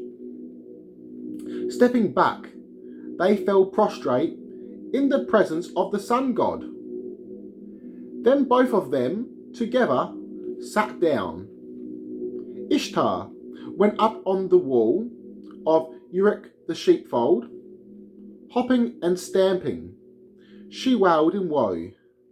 Alas, Gilgamesh, who mocked me, has killed the bull of heaven. Enkiru heard these words of Ishtar, and tearing off the bull's shoulder, he held it towards her. Had I caught you too, I'd have treated you likewise. I'd have dropped your arms in its guts. Ishtar assembled the courtiers, prostitutes and harlots. Over the bull of heaven's shoulder, she began rites of mourning. Gilgamesh summoned all the smiths and craftsmen. The size of the horns the craftsmen admired. 30 pounds of lapis lazuli in a solid block, 2 pounds each their rims, 60 bushels of oil, the capacity of both. He gave them to his god, Legalbanda, to hold oil for anointment. He took them in to hang in his chamber. They washed their hands in the river Euphrates, took each other by the hand, and in they came. As they drove along the streets of Uruk, the people were gathered to gaze on them.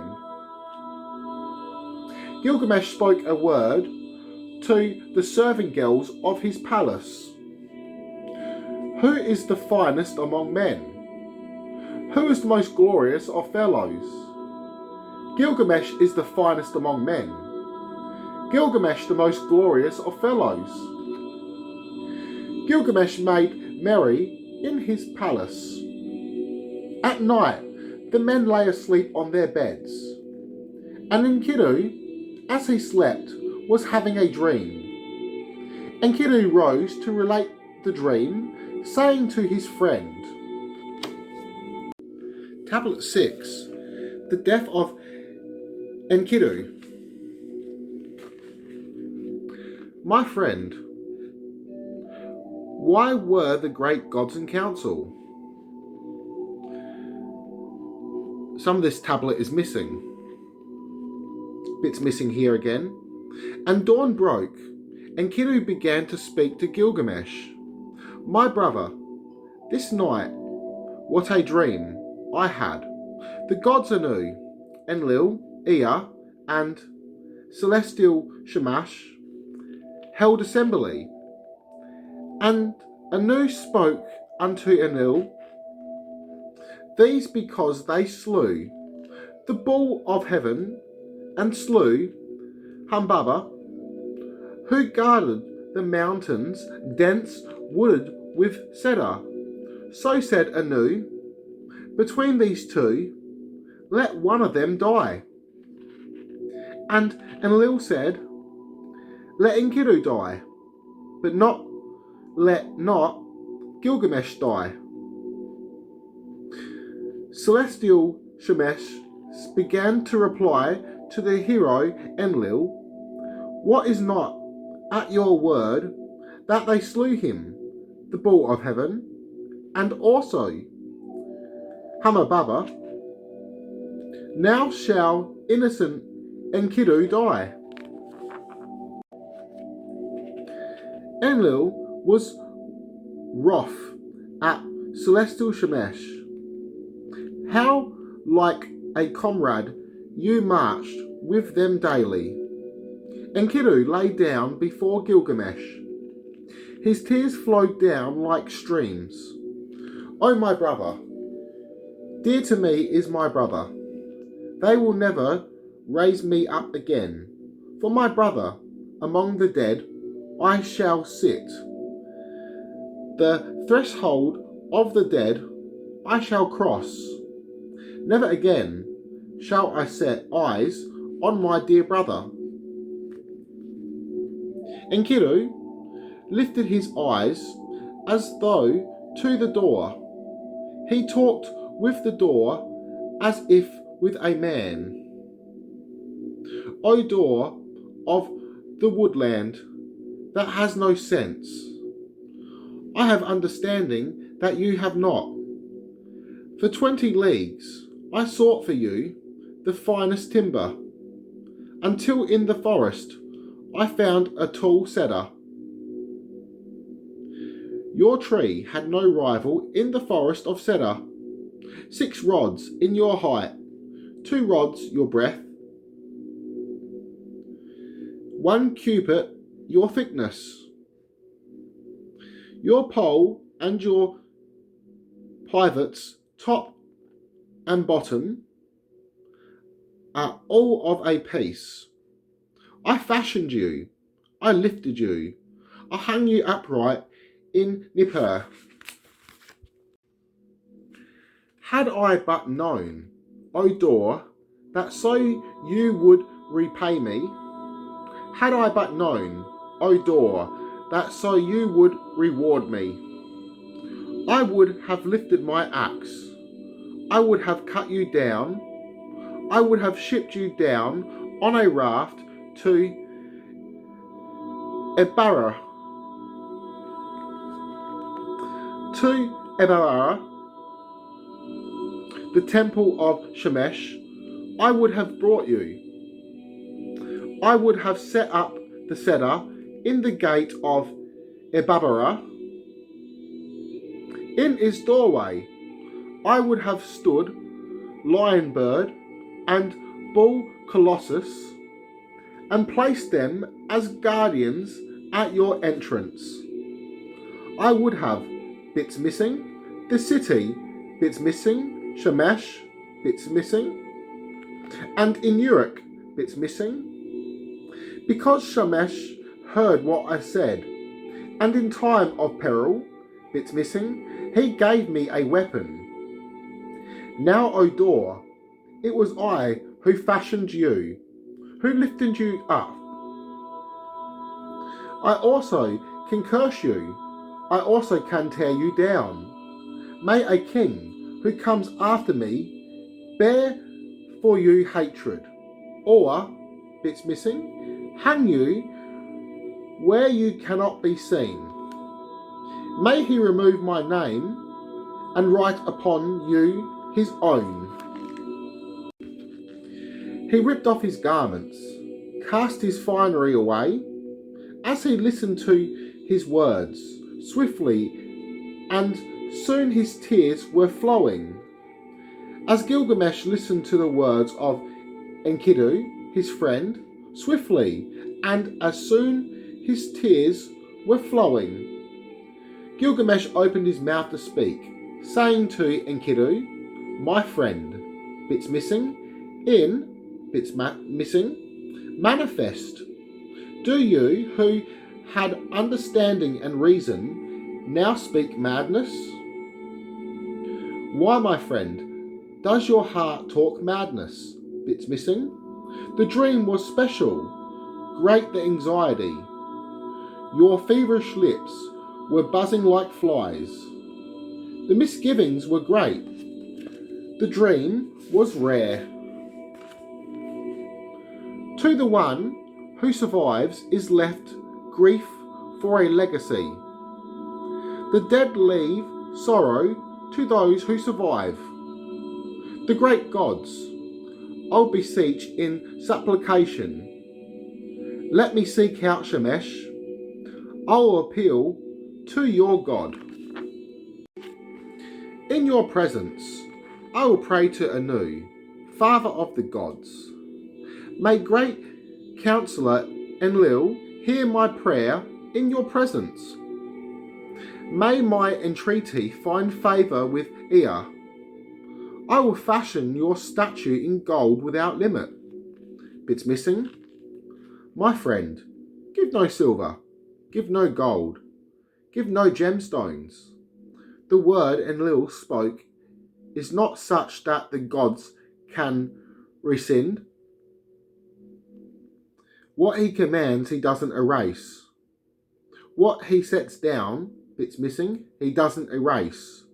My friend, fixed is my destiny. People go to their doom before their time. At the very first glimmer of the brightening dawn, Enkiru lifted his head, lamenting to Shamash, his tears flowing under the rays of the sun. I appeal to you, Shamash, for my life so precious.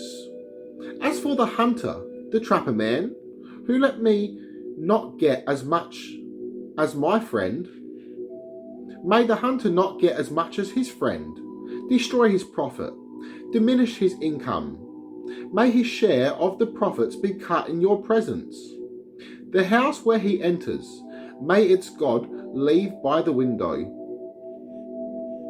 After he had cursed the hunter to his heart's content, he decided also to curse Shamhat, the harlot. Come, Shamhat, I will fix your destiny, a doom to endure for all eternity. I will curse you with a mighty curse. My curse shall afflict you now and forthwith. A home to delight in you shall not acquire, never to reside in the midst of a family. In the young woman's chamber you shall not sit. Your finest garment the ground shall defile. Your festive gown the drunkard shall stain in the dirt. A household full of beauty you shall never acquire. For your home shall serve a potter's clay pit. You shall have neither bedroom, nor family shrine, nor hearth. No bed, chair, or table that people take pride in shall be found in your chamber. The couch you delight in shall be a hard bench. The dust of the cross roads shall be where you sit. A field of ruins shall be where you sleep. The shade of the rampart shall be where you stand. Thorn and briar shall skin your feet. Drunk and sober shall strike your cheek. Wives shall be plaintive and bring claims against you. The roof of your house no builder shall plaster. In your chamber shall roost an owl. Never in your house shall banquet take place. Because you made me weak, who was undefiled. Yes, in the wild you weakened me, who was undefiled. Shamash heard what he had spoken. Straightway from the sky there cried out a voice, O Enkiru, why curse Shemhat the harlot, who fed you bread that was fit for a god, and poured you ale that was fit for a king, who clothed you in a splendid garment, and gave you as companion the handsome Gilgamesh. And now Gilgamesh, your friend and your brother, will lay you out on a magnificent bed.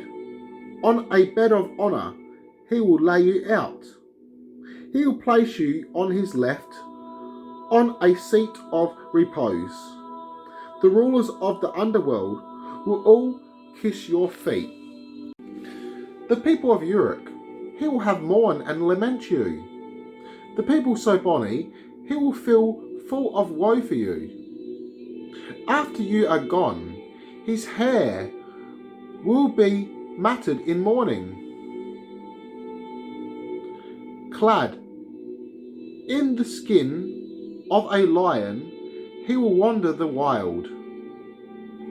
Enkiru heard the words of Shemesh the hero. Bits missing, his heart so angry grew calm. Bits missing, his heart so furious grew calm.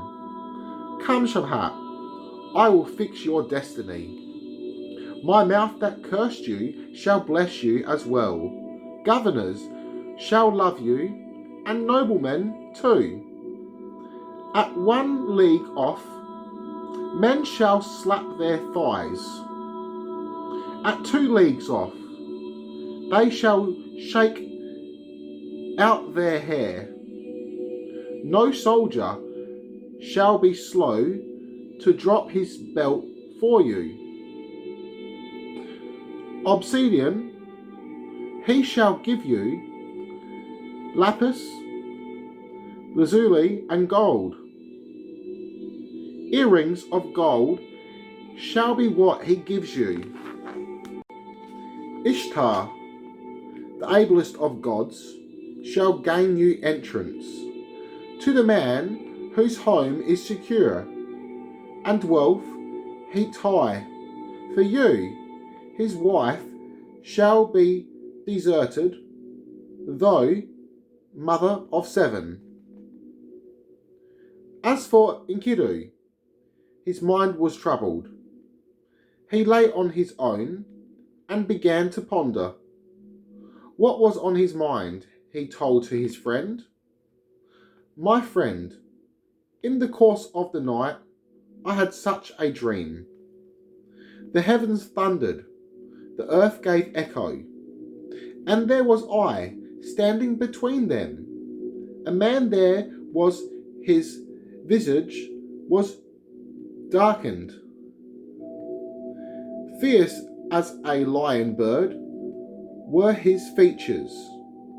His hands were a lion's paws, his claws an eagle's talons.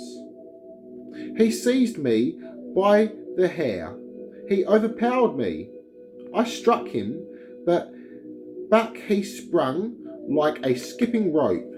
He struck me, and like a raft, capsized me. Underfoot he crushed me like a mighty wild bull, drenching my body with poisonous slava. Save me, my friend, bits missing. You were afraid of him, and you, bits missing. He struck me and turned me into a dove. He trussed my arms like the wings of a bird. He led me captive to the house of darkness, seat of Urkala, to the house which none who enters ever leaves, on the path that allows with no journey back. To the house whose residents are deprived of light, where dust is their sustenance and clay their food, where they are clad like birds in coats of feathers, and see no light, but dwell in darkness. On door and bolt the dust lay thick. On the house of dust was poured a deathly quiet. In the house of dust that I entered, I looked around me, saw crowns stacked in piles. There were the crowned heads who'd ruled the land since days of yore, who'd served the roast at the tables of Anu and Enlil, who'd proffered baked bread and poured them cool water from skins. In the house of dust that I entered, there were the En priest and Lager priest.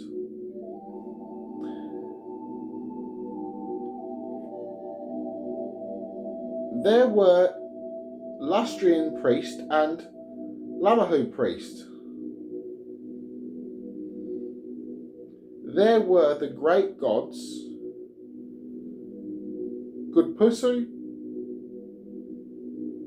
priest. There was Etana. There was Shaken. There was the queen of the Netherworld, the goddess Ereshkigal. Before her sat Belet Siri, the scribe of the Netherworld, holding a tablet, reading aloud in her presence. She raised her head and saw me. Who was it fetched this man here? Who was it brought here this fellow? Bits of this scripture is missing. I who endured all hardships with you, remember me, my friend. Don't forget all I went through. Gilgamesh, my friend, saw a vision which will never be equalled. The day he had the dream, his strength was exhausted. Enkiru was cast down. He lay one day sick and then a second.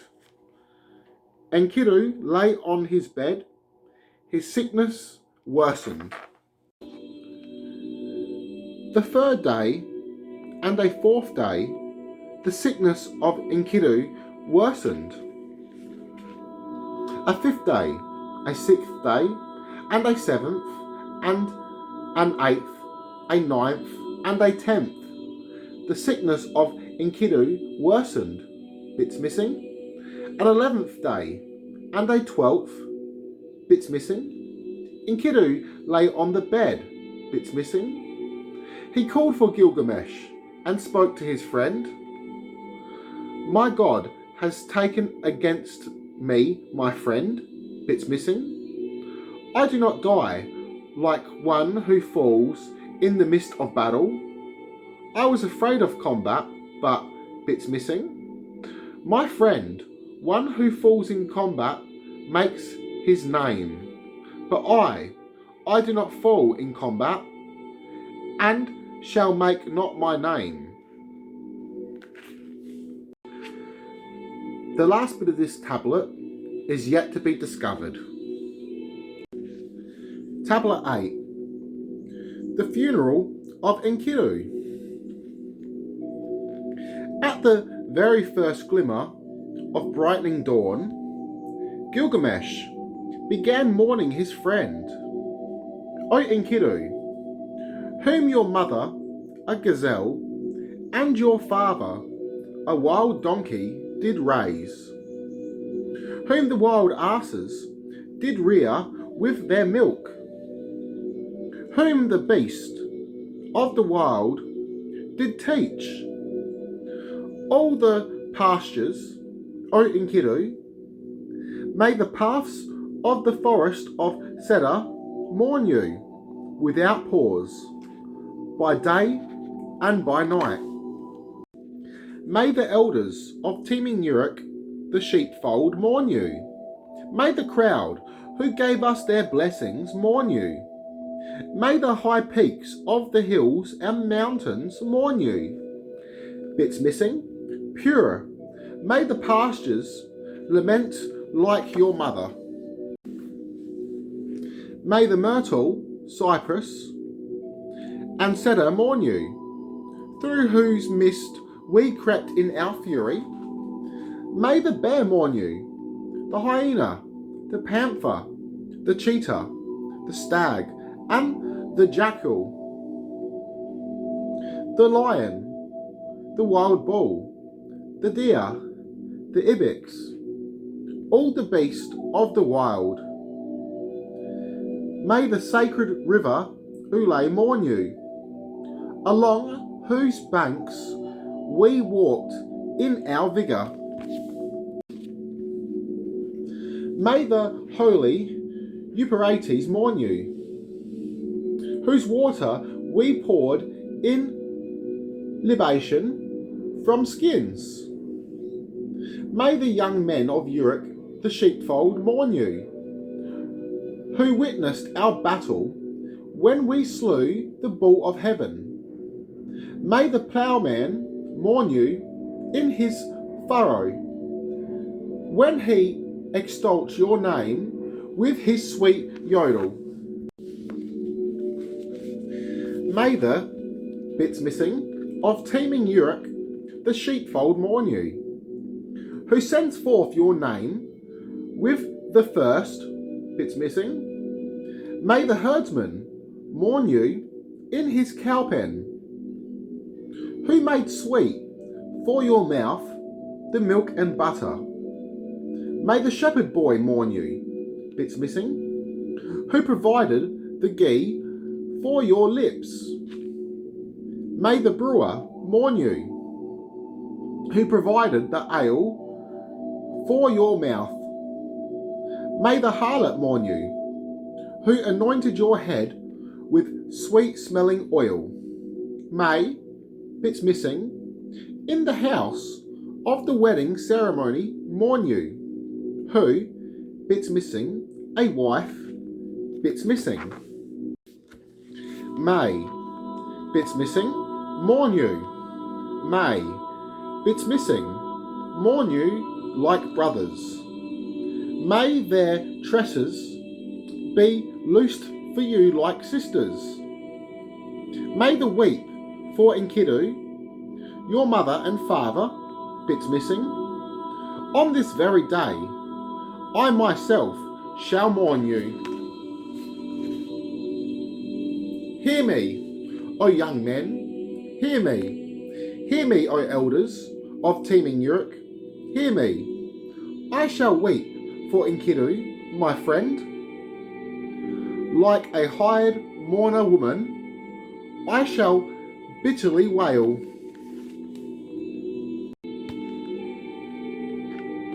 The axe at my side, in which my arm trusted, the sword at my belt, the shield at my face, my festive garment, my girdle of delight. A wicked wind rose up and robbed me.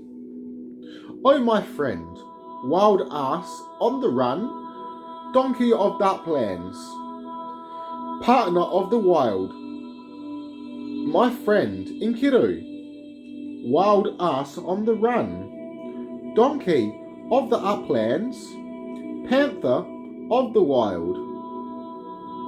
It was we together who climbed the mountains, seized and slew the bull of heaven, destroyed Humbaba, who dwell in the forest of Cedar. Now, what is this sleep that has seized you? You've become unconscious. You do not hear me. But he lifted not his head. He felt his heart but it beat no longer. He covered, like a bride, the face of his friend. Like an eagle, he circled around him, like a lioness deprived of her cubs. He paced to and fro, this way and that. His curly hair he tore out in clumps. He ripped off his finery. Like a thing taboo, he cast it away. At the very first glimmer of brightening dawn, Gilgamesh sent forth a call to the land.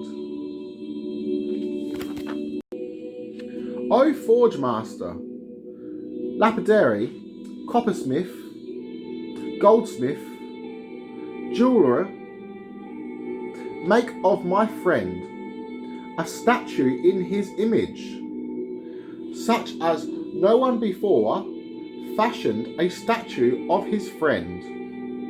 The limbs of my friend shall be of bits missing. Your eyebrows shall be lapis lazuli, your chest of gold. Your body shall be of bits missing. I shall lay you out on a magnificent bed. I shall lay you out on a bed of honour. I shall place you on my left on a seat of repose. The rulers of the underworld will all kiss your feet. The people of Uruk, I shall have mourn and lament you. The people so bony, I shall feel full of woe for you. After you are gone, my hair will be matted in mourning. Clad in the skin of a lion, I shall wander the wild.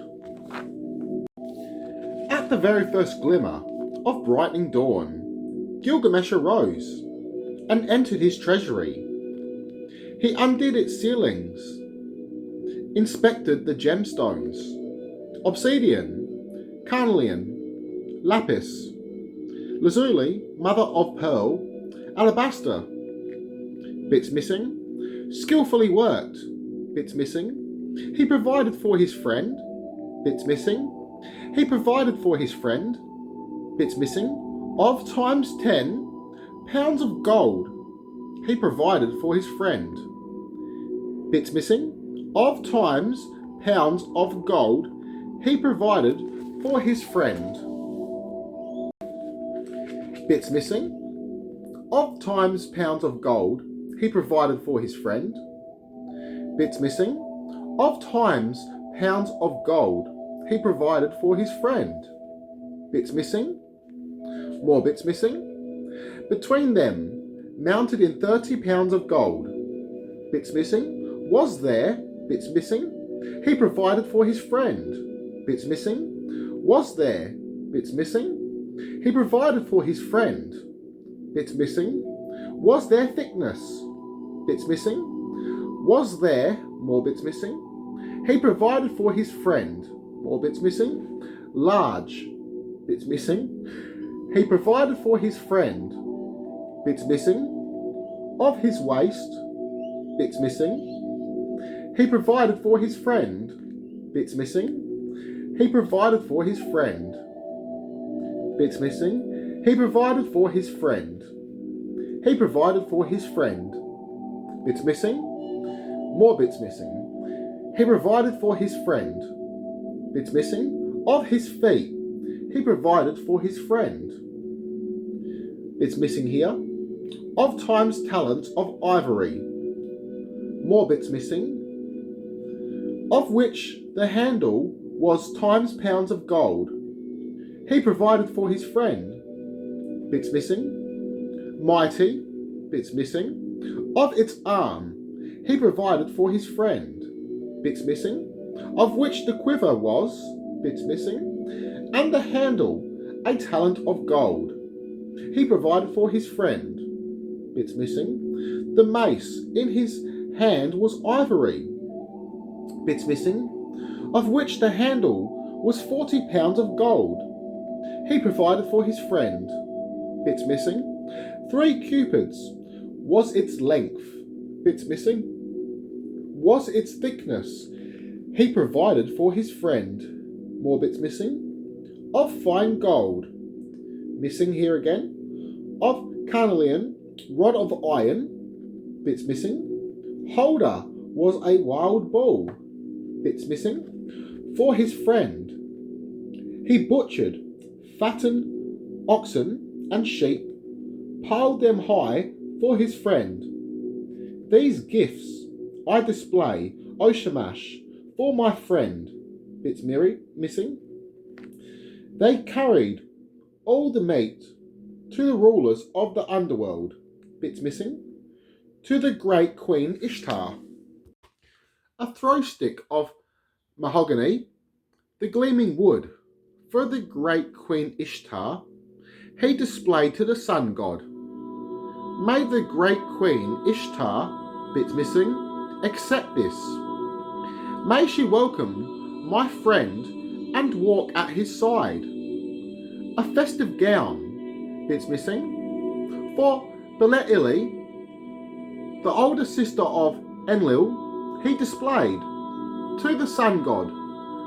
May Bele-Ili, the older sister of Enlil, accept this. May she welcome my friend and walk at his side. A flask of lapis lazuli, bits missing, for Ereshkigal, the queen of the netherworld, he displayed to the sun god. May Ereshkigal, the queen of the teeming netherworld, accept this. May she welcome my friend and walk at his side. A flute of carnelian, bits missing, of Dumuzi, the shepherd loved by Ishtar, he displayed to the sun god. May Dumuzi, the shepherd loved by Ishtar, accept this. May he welcome my friend and walk at his side. A chair of lapis lazuli, bits missing. A staff of lapis lazuli, bits missing. For Namtar, the visor of the netherworld, he displayed to the sun god. May Namtar, the visor of the teeming netherworld, accept this. May he welcome my friend and walk at his side. Bits missing. For Hashbisisha, the stewardess of the netherworld, he displayed to the sun god. May Hashbisha, the stewardess of the teeming netherworld, accept this. May she welcome my friend and walk at his side. He had made, bits missing, a clasp of silver, bangles of copper, bits missing. For Kuasu Tapat, the sweeper of Ereshkigal, he displayed to the sun god. May Kuasu Tapat, the sweeper of Ereshkigal, accept this. May he welcome my friend and walk at his side. May my friend not, bits missing, nor become sick at heart, bits missing, of alabaster, the inside inlaid with lapis lazuli and carnelian, depicting an image of the cedar forest, bits missing, inlaid with carnelian, for Nin Shulu Hartanma, the cleaner of the house, he displayed to the sun god. May Nin Shulu Hartama, the cleaner of the house, accept this. May she welcome my friend and walk at his side. May she, bits missing, before my friend, may my friend not, bits missing, nor become sick at heart. A double-edged dagger with a haft of lapis lazuli, a flint stone from the holy Euphrates, for Bibu, the butcher of the netherworld, he displayed to the sun god. May Bibu, the butcher of the teeming netherworld, accept this. May he welcome my friend and walk at his side. Bits missing, a flask of alabaster for Dumuzi Abazu, the scapegoat of the netherworld, he displayed to the sun god. May Dumuzi Abzu, the scapegoat of the teeming netherworld, accept this. May he welcome my friend and walk at his side. Bits missing, the top of which was lapis lazuli, bits missing, inlaid with carnelian, for, bits missing, he displayed to the sun god. May, bits missing, accept this. May he welcome my friend and walk at his side. Bits missing, which we, bits missing, more bits missing, their, bits missing, their names, bits missing, more bits missing again, judge of the Annunaki, bits missing. Gilgamesh heard these words. He conceived the idea of damming the river. At the very first glimmer of brightening dawn, Gilgamesh opened his gate. He brought out a great table of elmaku wood. He filled with syrup a bowl of carnelian. He filled the ghee, a bowl of lapis lazuli. He decorated, bits missing, and displayed it to the sun god.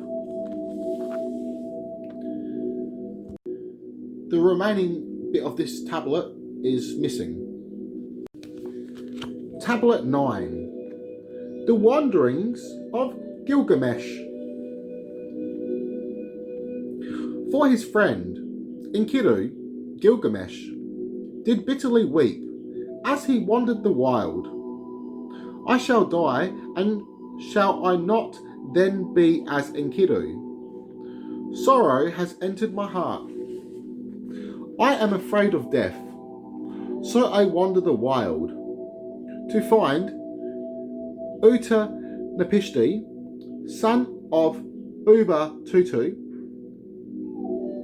On the road, travelling swiftly, I came one night to a mountain pass. I saw some lions and grew afraid. I lifted my head to the moon in prayer. To Ishtar, the lamp of the gods, went my supplications.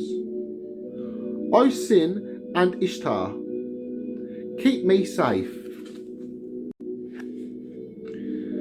That night he lay down, then woke from a dream.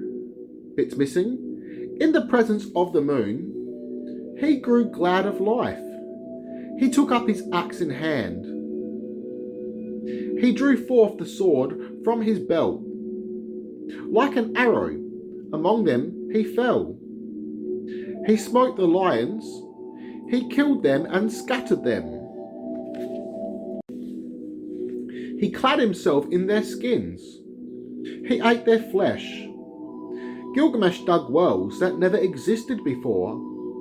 He drank the water as he chased the winds. Shamash grew worried, and leaning down, he spoke to Gilgamesh.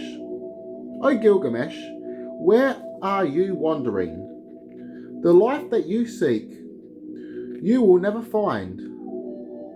Said Gilgamesh to him, to the hero Shamash, after roaming, wandering all through the wild, when I enter the netherworld, will rest be scarce. I shall lie there, sleeping all down the years. Let my eyes see the sun, and be sated with light. The darkness is hidden. How much light is there left? When may the dead see the rays of the sun? To Mashu's twin mountains he came, which daily guard the rising sun, whose tops support the fabric of heaven, whose base reaches down to the netherworld. There were scorpion men guarding its gate, whose terror was dread, whose glance was death, whose radiance was fearful, overwhelming the mountains. At sunrise and sunset, they guarded the sun. Gilgamesh saw them. In fear and dread, he covered his face, then collected his wits and drew nearer their presence. The scorpion man called to his mate, "He who has come to us, flesh of the gods, is his body." The scorpion man's mate answered him, "2/3 of him is a god, but 1/3 human." The scorpion man called out, saying a word to King Gilgamesh, "Flesh of the gods, how did you come here? Such a far road. How did you get here to be in my presence? How did you ford the rivers, whose passage is perilous?" Bits missing. Let me learn of your journey. Bits missing. Where your face is turned. Bits missing. Let me learn of your journey. I am seeking the road of my forefather, Utnapishti, who stood with the gods in assembly and found life eternal. Of death and life, he shall tell me the secret. The scorpion man opened his mouth to speak, saying to Gilgamesh, "Never before, O Gilgamesh, was there one like you. Never did anyone travel the path of the mountain. The 12 double hours its interior extends. The darkness is dense, and light is there none. For the rising of the sun," bits missing. For the setting of the sun, bits missing. For the setting of the, bits missing. They sent forth, bits missing. And you, how will you, bits missing. Will you go in, bits missing. Through sorrow, bits missing. By frost and by sunshine, my face is burnt. Through exhaustion, bits missing. Now you, bits missing. The scorpion man opened his mouth to speak, saying a word to King Gilgamesh, "Flesh of the gods, go Gilgamesh." Bits missing. May the mountains of Mashu allow you to pass. May the mountains and hills watch over your going. Let them help you in safety to continue your journey. May the gate of the mountains open before you. Gilgamesh heard these words. What the scorpion man told him, he took to heart. He took the path of the sun god, bits missing. At 1 double hour, bits missing, the darkness was dense, and light was there none. It did not allow him to see behind him. At 2 double hours, bits missing, the darkness was dense, and light was there none. It did not allow him to see behind him. At 3 double hours, bits missing, the darkness was dense, and light was there none. It did not allow him to see behind him. At 4 double hours, bits missing, the darkness was dense, and light was there none. It did not allow him to see behind him. At 5 double hours, bits missing, the darkness was dense, and light was there none. It did not allow him to see behind him. On reaching 6 hours, the darkness was dense, and light was there none. It did not allow him to see behind him. On reaching 7 double hours, bits missing, the darkness was dense, and light was there none. It did not allow him to see behind him. At 8 double hours, he began hurrying, bits missing, the darkness was dense, and light was there none. It did not allow him to see behind him. At 9 double hours, bits missing, the north wind, bits missing, his face, the darkness was dense, and light was there none. It did not allow him to see behind him. On reaching 10 double hours, bits missing, was very near. On reaching 11 double hours, a journey remained of 1 double hour. At 12 double hours, Gilgamesh emerged ahead of the sun. Bits missing, there was brilliance. He went straight. As soon as he saw them too, bits missing, the trees of the gods. A carnelian tree hung with bunches of grapes, lovely to look on.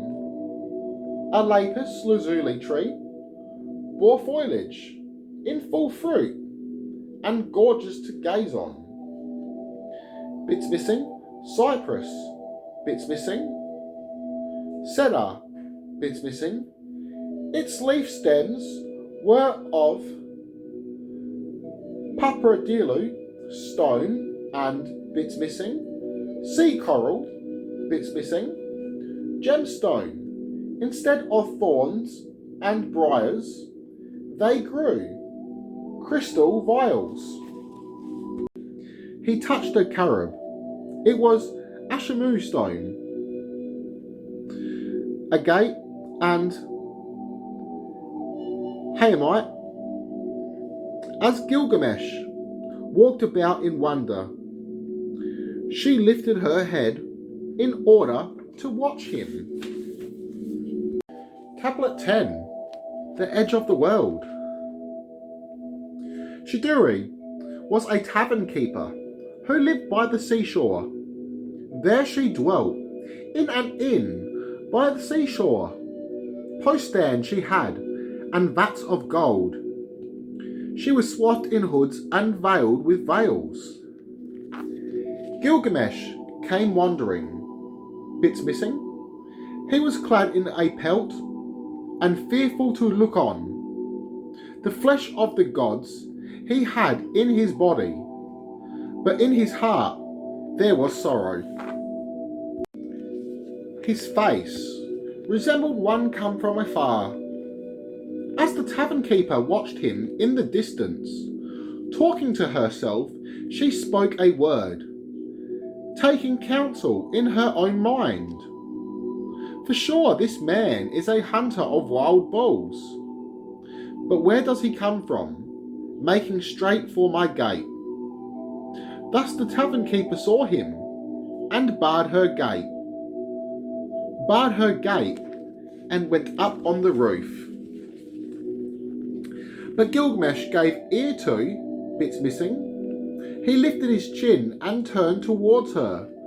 Said Gilgamesh to her, to the tavern keeper, "Tavern keeper, why did you bar your gate as soon as you saw me?" "You barred your gate and went up on the roof. I shall smash down the door. I shall shatter the bolts." Said the tavern keeper to him, to Gilgamesh, bits missing. I barred my gate, bits missing. I went up on the roof, bits missing. Let me learn of your journey.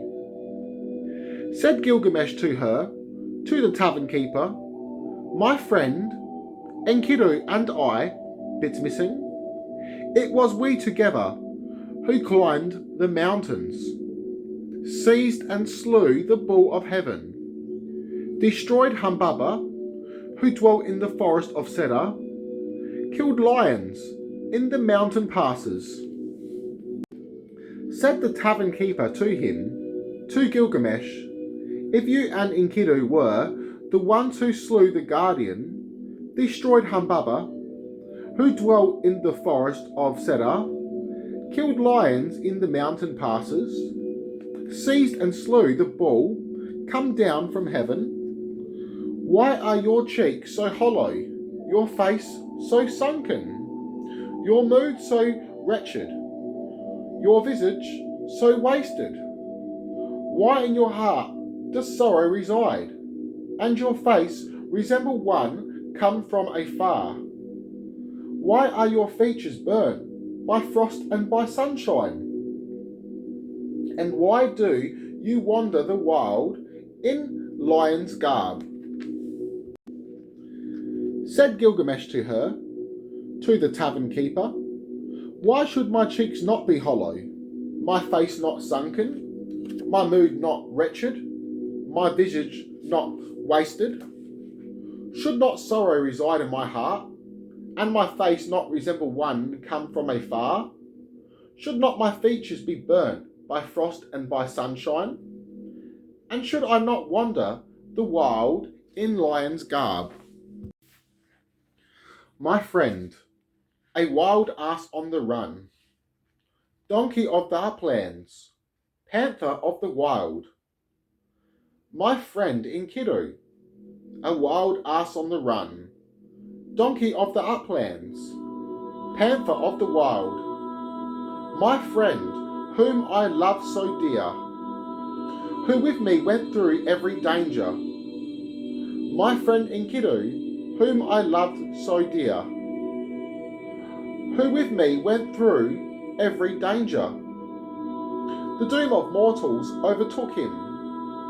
6 days I wept for him, and 7 nights. I did not surrender his body for burial, until a maggot dropped from his nostril. Then I was afraid that I too would die. I grew fearful of death, and so wandered the wild. What became of my friend was too much to bear. So on a far road, I wandered the wild. What became of my friend Enkiru was too much to bear. So on a far path, I wandered the wild. How can I keep silent? How can I stay quiet? My friend, whom I love, has turned to clay. My friend Enkiru, whom I love, has turned to clay. Shall I not be like him, and also lie down, never to rise again through all eternity? Said Gilgamesh to her, to the tavern keeper, now, O tavern keeper, where is the road to Utanapishti? What is its landmark? Tell me, give me its landmark. If it may be done, I will cross the ocean. If it may not be done, I will wander the wild. Said the tavern keeper to him, to Gilgamesh, O Gilgamesh, there never has been a way across, nor since olden days can anyone cross the ocean. Only Shamash, the hero, crosses the ocean, apart from the sun god, who crosses the ocean. The crossing is perilous, its way full of hazard, and midway lie the waters of death, blocking the passage forward. So besides Gilgamesh, once you have crossed the ocean, when you reach the waters of death, what then will you do? Gilgamesh there is Urshabani, the boatman of Utamnapishti, and the stone ones are with him as he strips a pine in the midst of the forest. Go then, let him see your face. If it may be done, go across with him. If it may not be done, turn around and go back. Gilgamesh heard these words. He took up his axe in his hand. He drew forth the sword from his belt.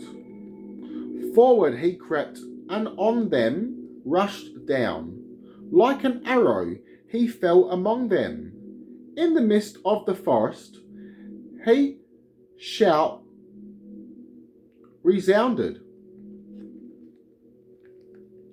Urshabani saw him, and clad himself in his aura. He took up an axe, all a tremble before him. But he, Gilgamesh, struck his head and grabbed his hair. He pinned his arm along his chest. The stone ones had sealed the boat, they who had no fear of the waters of death. Gilgamesh strode into the ocean, the wide sea. In the water he halted the boat and the stone ones. He smashed the stone ones, tipped them into the river. He tied up the boat with a rope and, bits missing, sat himself down on the bank. Said Gilgamesh to him, to Urshabani, So, Urshabani, you took up an axe, all a tremble before me. The fight and the battle you sought, I will not wage against you. Said Urshabani to him, to Gilgamesh, Why are your cheeks so hollow, your face so sunken, your mood so wretched, your visage so wasted? Why in your heart does sorrow reside, and your face resemble one come from afar? Why are your features burnt by frost and by sunshine? And why do you wander the wild in lion's garb? Said Gilgamesh to him, to the boatman, Urshabani, Why should my cheeks not be hollow, my face not sunken, my mood not wretched, my visage not wasted? Should not sorrow reside in my heart, and my face not resemble one come from afar? Should not my features be burnt by frost and by sunshine? And should I not wander the wild in lion's garb?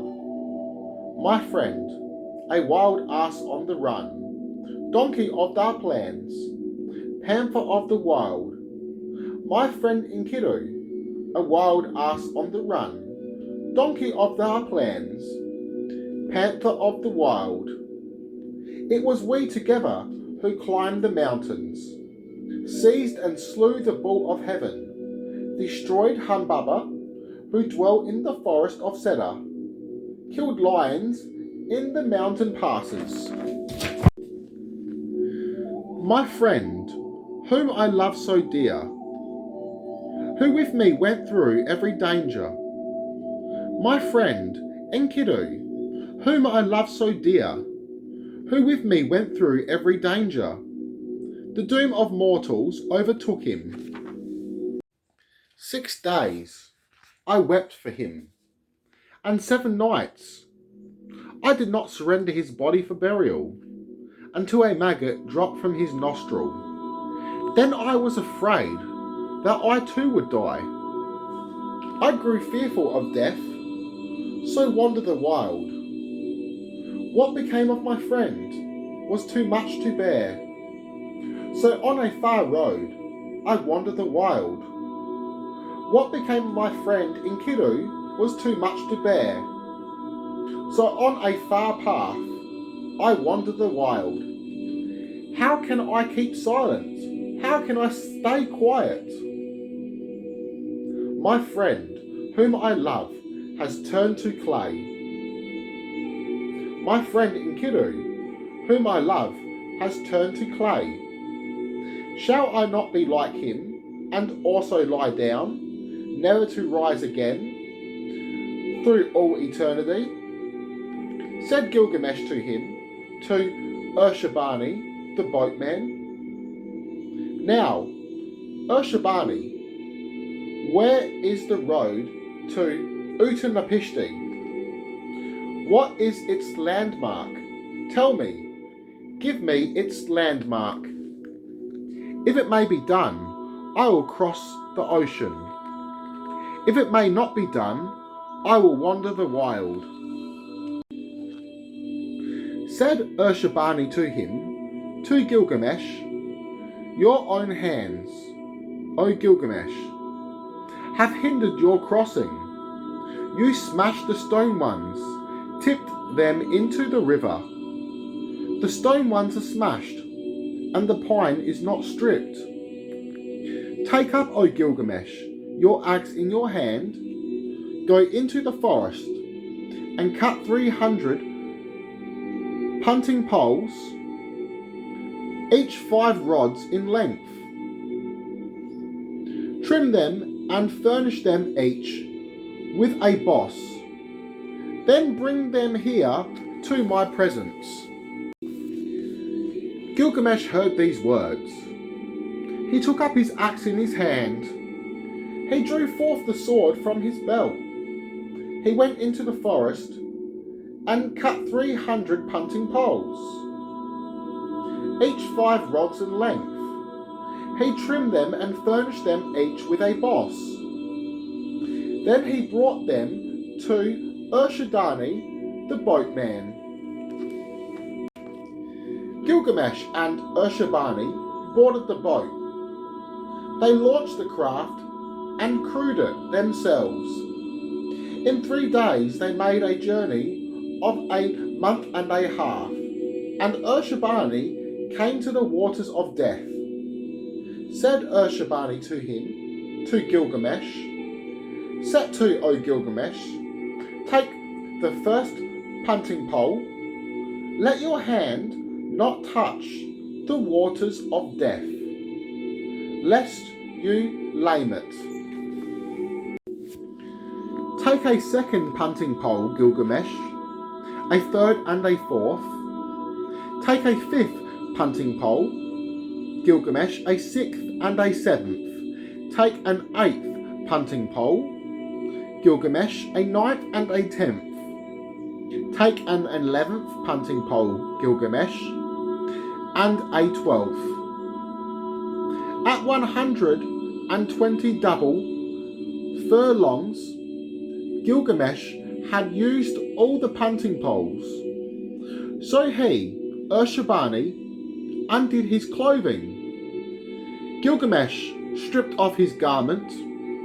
With arms held aloft, he made a yard arm.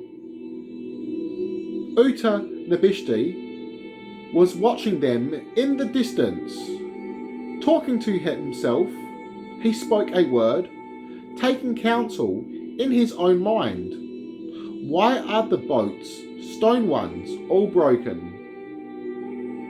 And aboard it one who is not its master. He who comes is no man of mine, but on the right, bits missing. I am looking, but he is no man of mine. Bits missing. The boatman, bits missing. The man I am watching, bits missing. The one I am watching, bits missing. Gilgamesh drew near to the quayside. Said Gilgamesh to him, to Utanapishti, Long live Utnapishti, son of Uba Tutu, bits missing, who after the deluge, bits missing, more bits missing, what, bits missing, again more bits missing here, said Utnapishti to him, to Gilgamesh, why are your cheeks so hollow, your face so sunken, your mood so wretched, your visage so wasted? Why in your heart does sorrow reside, and your face resemble one come from afar? Why are your features burnt by frost and by sunshine? And why do you wander the wild in a lion's garb? Said Gilgamesh to him, to Utnapishti, why should my cheeks not be hollow, my face not sunken, my mood not wretched, my visage not wasted? Should sorrow not reside in my heart, and my face not resemble one come from afar?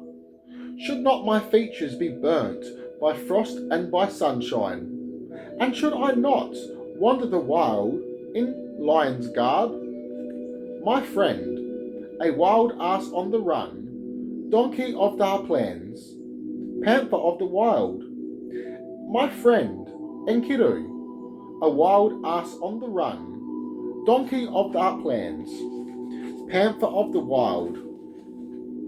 It was we together who climbed the mountains, seized and slew the bull of heaven, destroyed Humbaba, who dwelt in the forest of Cedar, killed lions in the mountain passes.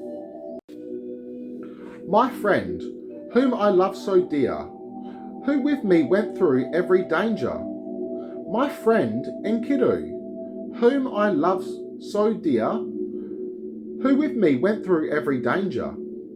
The doom of mortals overtook him. 6 days I wept for him, and 7 nights. I did not surrender his body for burial, until a maggot dropped from his nostril. Then I was afraid that I too would die. I grew fearful of death, and so wander the wild. What became of my friend was too much to bear. So on a far road I wander the wild. What became of my friend Enkiru was too much to bear. So on a far path I wander the wild. How can I keep silent? How can I stay quiet? My friend whom I love has turned to clay. My friend Enkiru, whom I love, has turned to clay. Shall I not be like him and also lie down, never to rise again, through all eternity? Said Gilgamesh to him, to Utnapishti, I thought I will find Utnapishti, the distant of whom men tell. And I wandered, journeying through every land. Time and again I passed through terrible mountains. Time and again I crossed all the oceans. Of slumber sweet my face had too little. I scourged myself by going sleepless. I filled my sinews with sorrow. And what have I achieved by my toil? I had yet to reach the tavern keeper. My clothing was worn out. I killed bear, hyena, lion, panther, cheetah, deer, ibex, the beast, and game of the wild. I ate their flesh, their pelts I flayed. Now let the gate of sorrow be barred, let its door be sealed with tar and pitch. For my sake they shall interrupt the dancing no more. For me, happy and carefree. Bits missing. Said Utnapishti to him, to Gilgamesh, why Gilgamesh, do you ever chase sorrow? You, who are a mix of gods, flesh and human, whom the gods did fashion like your father and mother. Did they ever, Gilgamesh, build a palace for a fool? Place a throne in the council and tell him, sit. The fool gets leftover yeast instead of fresh ghee, bran and grist instead of best flour. He's clad in a rag instead of fine garments. Instead of a belt, he is girt with old rope. Because he has no adviser to guide him, his affairs lack counsel. Bits missing. Had thought for him, Gilgamesh. Bits missing. Who is there, master, as many as bits missing? More bits missing.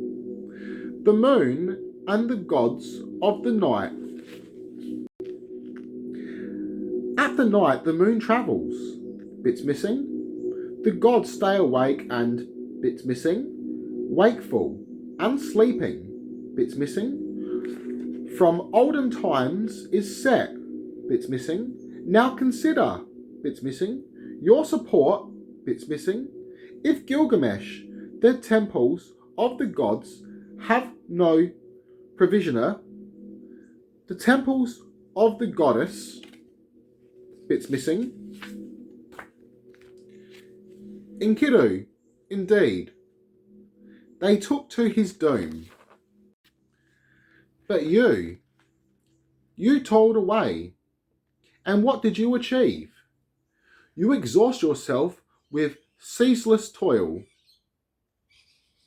You fill your sinews with sorrow, bringing forward the end of your days. Man is snapped off like a reed in a canebrake. The comely young man, the pretty young woman, all too soon in their prime, death abducts them. No one at all sees death. No one at all sees the face of death. No one at all hears the voice of death. Death so savage, who hacks men down. Ever do we build our households?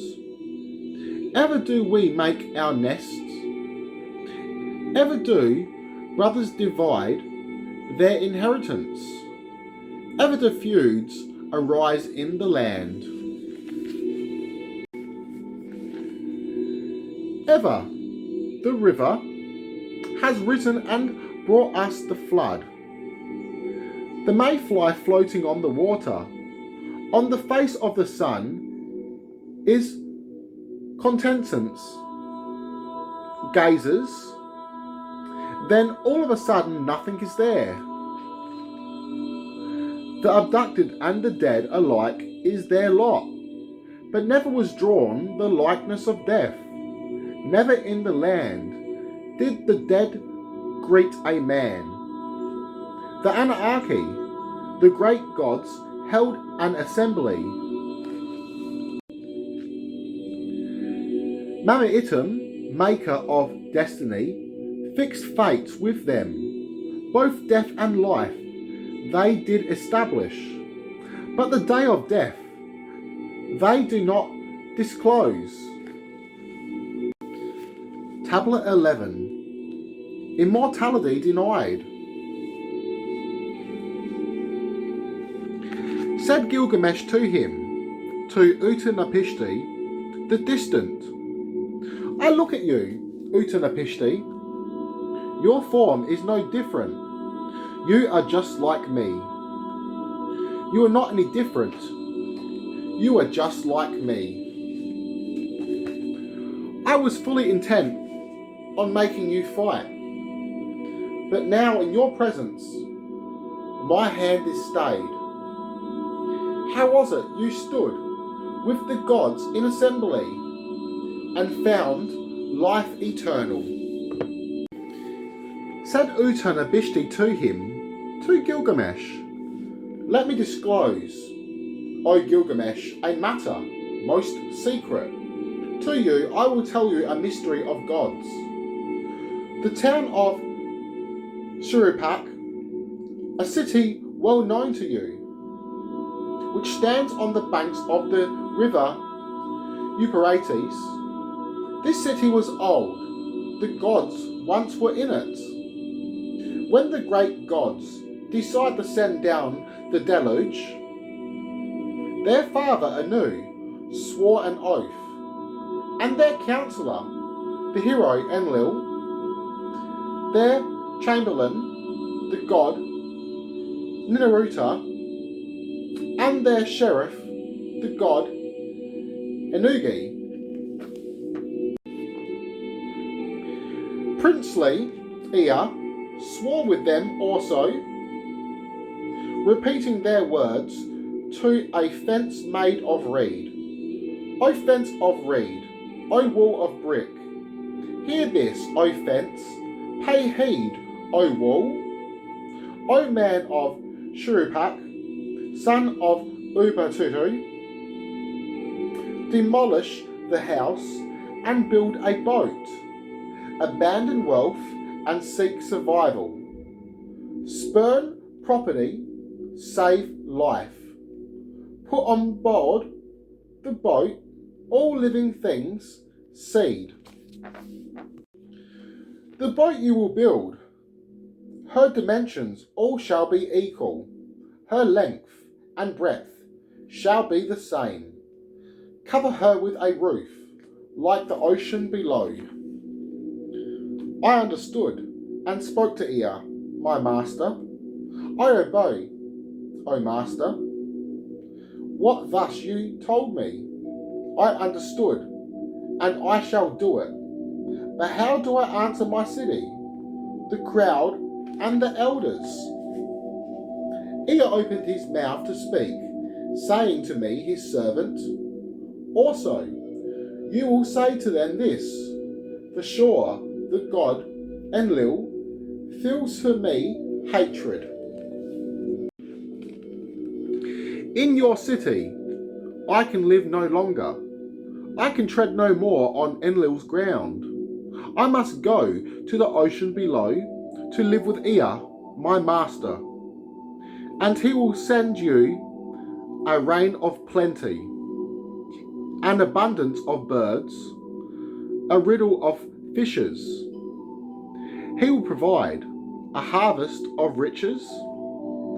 In the morning, he will send you a shower of bread cakes, and in the evening, a torrent of wheat. At the very first glimmer of the brightening dawn, at the gate of Atrahasis, assembled the land, the carpenter carrying his hatchet, the reed worker carrying his stone, the shipwright bearing his heavyweight axe. The young men were bits missing, the old men were bearing ropes of palm fibre. The rich man was carrying the pitch.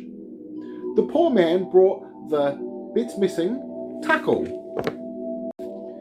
By the 5th day, I had set her hall in position. 1 acre was her area, 10 rods, the height of her sides. At 10 rods also, the sides of her roof were each the same length. I set in place her body. I drew up her design. 6 decks I gave her, dividing her thus into 7. Into 9 compartments I divided her interior. I struck the bilge plugs into her belly. I saw to the punting pole and put in the tackle. 3 myriads measured of pitch I poured in a furnace. 3 myriad of tar I tipped inside. 3 myriad of oil fetched the workforce of porters. Aside from the myriad of oil consumed in libations, there were 2 myriad of oil stowed away by the shipwright. For my workmen, I butchered oxen, and lambs I slaughtered daily, beer and ale, oil and wine, like water from a river, I gave my workforce. So they enjoyed a feast, like the days of New Year. At sunrise, I set my hand to the oiling. Before the sun set, the boat was complete. Bits missing were very adorous. From back to front, we moved poles from the slipway until 2/3 of the boat had entered the water. Everything I owned, I loaded aboard. All the silver I owned, I loaded aboard. All the gold I owned, I loaded aboard. All the living creatures I had loaded aboard. I sent on aboard all my kith and kin, the beasts of the field, the creatures of the wild, and experts of every skill and craft. The time which the sun god appointed, in the morning he will send you a shower of bread cakes, and in the evening a torrent of wheat. Go into the boat and seal your hatch. That time had now come. In the morning he will send you a shower of bread cakes, and in the evening a torrent of wheat. I examined the look of the weather. The weather too was foreboding. I went into the boat and sealed my hatch. To the one who sealed the boat, Enlil, the shipwright, I gave my palace with all its goods.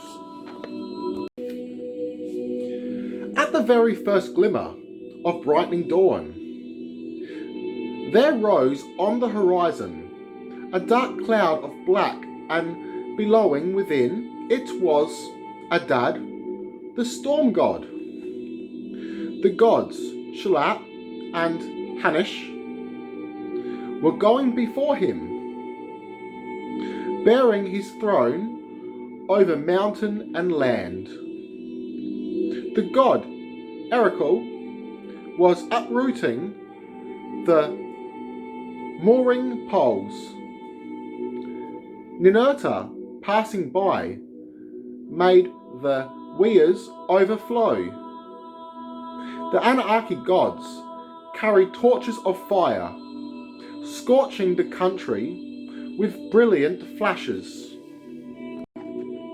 The stillness of the storm god passed over the sky, and all that was bright then turned into darkness. He charged the land like a bull on the rampage. He smashed it in pieces like a vessel of clay. For a day, the gale winds flattened the country. Quickly they blew, and then came the deluge. Like a battle, the cataclysm passed over the people. One man could not discern another, nor could people be recognized amid the destruction. Even the gods took fright at the deluge. They left and went up to the heaven of Anu. Lying like dogs curled up in the ocean, the goddess cried out like a woman in childbirth. Belet Eli wailed, so sweet of a voice. The olden times have truly turned to clay, because I spoke evil in the God's assembly. How could I speak evil in the God's assembly and declare a war to destroy my people? It is I who give birth. These people are mine. And now, like fish, they fill the ocean. The Annunaki gods were weeping with her, wet-faced with sorrow. they were weeping with her. Their lips were parched and stricken with fever. For 6 days and 7 nights, there blew the wind, the downpour, the gale, the deluge. It flattened the land. But the 7th day, when it came, the gale relented, the deluge ended, the ocean grew calm that had threshed like a woman in labour. The tempest grew still, the deluge ended. I looked at the weather, it was quiet and still, but all the people had turned to clay. The flood plain was flat like the roof of a house. I opened a vent, on my cheeks fell the sunlight. I fell to my knees and sat there weeping. Down my cheeks the tears were coursing. I scanned the horizons, the edge of the ocean. In 14 places there rose an island. On the mountain of Nimush, the boat ran around. Mount Nimush held the boat fast, allowed it no motion. 1 day and a second, Mount Nimush held the boat fast, allowed it no motion. A 3rd day and a 4th, Mount Nimush held the boat fast, allowed it no motion. A 5th day and a 6th, Mount Nimush held the boat fast, allowed it no motion. The 7th day, when it came, I brought out a dove. I let it loose. Off went the dove, but then it returned. There was no place to land, so back it came to me. I brought out a swallow. I let it loose. Off went the swallow, but then it returned. There was no place to land, so back it came to me. I brought out a raven. I let it loose. Off went the raven. It saw the waters receding. Finding food, bowing and bobbing, it did not come back to me. I brought out an offering. To the 4 winds made sacrifice. Incense I placed on the peak of the mountain. 7 flasks and 7 I set in position. Reed, cedar and myrtle I piled beneath them. The gods did smell the Saviour. The gods did smell the Saviour sweet. The gods gathered like flies around the man making sacrifice. Then at once Bela Ili arrived. She lifted the flies of lapis lazuli that Anu had made for their courtship. O gods, let these great beads in this necklace of mine make me remember these days and never forget them. All the gods shall come to the incense, but to the incense let Enlil not come, because he lacked counsel and brought on the deluge and delivered my people into destruction. Then at once Enlil arrived. He saw the boat. He was seized with anger, filled with rage at the divine Igigi. From where escaped this living being? No man was meant to survive the destruction. Ninurta opened his mouth to speak, saying to the hero Enlil, who if not Ea could cause such a thing? Ea alone knows how all things are done. Ea opened his mouth to speak, saying to the hero Enlil, "You, the sage of the gods, the hero, how could you lack counsel and bring on the deluge? On him who transgresses, inflict his crime. On him who does wrong, inflict his wrongdoing. Slack off, lest it snap. Pull tight, lest it slacken." Instead of you causing the deluge, a lion could have risen and diminished the people. Instead of you causing the deluge, a wolf could have risen and diminished the people. Instead of your causing the deluge, a famine could have happened and slaughtered the land. Instead of your causing the deluge, the plague god could have risen and slaughtered the land. It was not I disclosed the great god's secret. Atrahasis I let see a vision, and thus he learnt our secret. And now decide what to do with him. Enlil came up inside the boat.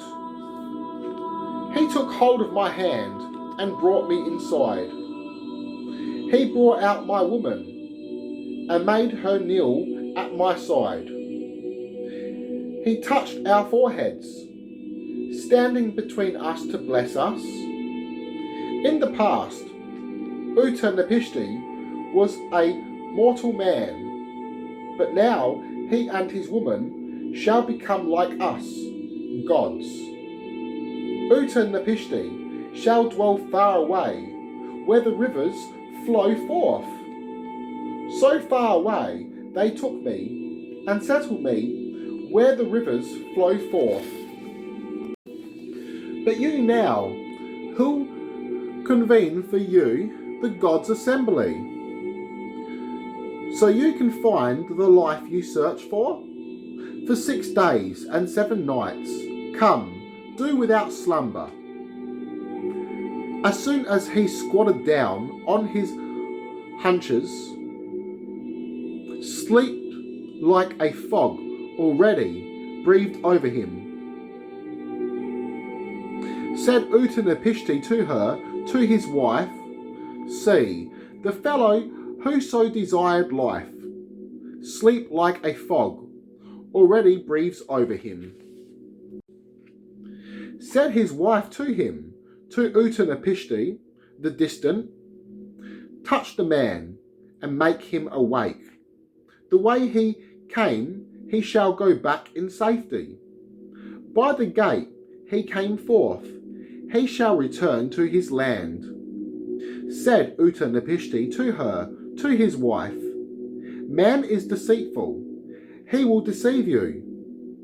Go bake for him his daily bread loaf, and line them up by his head, and mark on the wall the days that he sleeps." So she baked for him his daily bread loaf. She lined them up by his head, noting on the wall the days that he slept. His first bread loaf was all dried up. The second was leathery, soggy. The third. The fourth flour cake had turned to white. The fifth had cast a mould of grey. The fresh baked was the sixth. The seventh still on the coals. Then he touched him, and the man awoke. Said Gilgamesh to him, to Utnapishtim the distant, "No sooner had sleep spilled itself over me, then forthwith you touched me and made me awake." Said Utnapishtim to him, to Gilgamesh, "Come, Gilgamesh, count me your bread loaves. Then you will learn the days that you slept. Your first bread loaf was all dried up. The second was leathery, soggy the third. The fourth flour cake had turned to white. The fifth had cast a mould of grey. The fresh baked was the sixth, the seventh still on the coals. And only then did I touch you. Said Gilgamesh to him, to Utnapishti, the distant, O Utnapishti, what should I do, and where should I go? A thief has taken hold of my flesh. For there, in my bedchamber, death does abide, and wherever I turn, there too will be death. Said Utnapishti to him, to the boatman Urshabani, may the quay reject you. Urshanabi and the ferry scorn you. You who used to walk this shore, be banished from it now. As for the man that you led here, whose body is tousled with matted hair, whose body's beauty pelts have ruined, take him, Urshabani, lead him to the wash tub. Have him wash his matted locks as clean as can be. Let him cast off his pelts, and the sea bear them off. Let his body be soaked till fair. Let a new kerchief be made for his head. Let him wear royal robes, the dress fitting his dignity, until he goes home to his city, until he reaches the end of his road. Let the robes show no mark, but stay fresh and new. Urshabani took him and led him to the wash tub. He washed his matted locks as clean as could be. He cast off his pelts, and the sea bore them off. His body was soaked till fair. He made a new kerchief for his head. He wore royal robes, the dress fitting his dignity, until he goes home to his city, until he reaches the end of his road. Let the robes show no mark, but stay fresh and new. Gilgamesh and Urshabani boarded the boat. They launched the craft and crewed it themselves.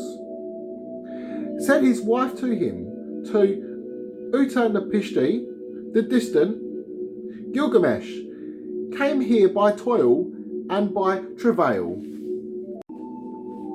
What have you given for his homeward journey?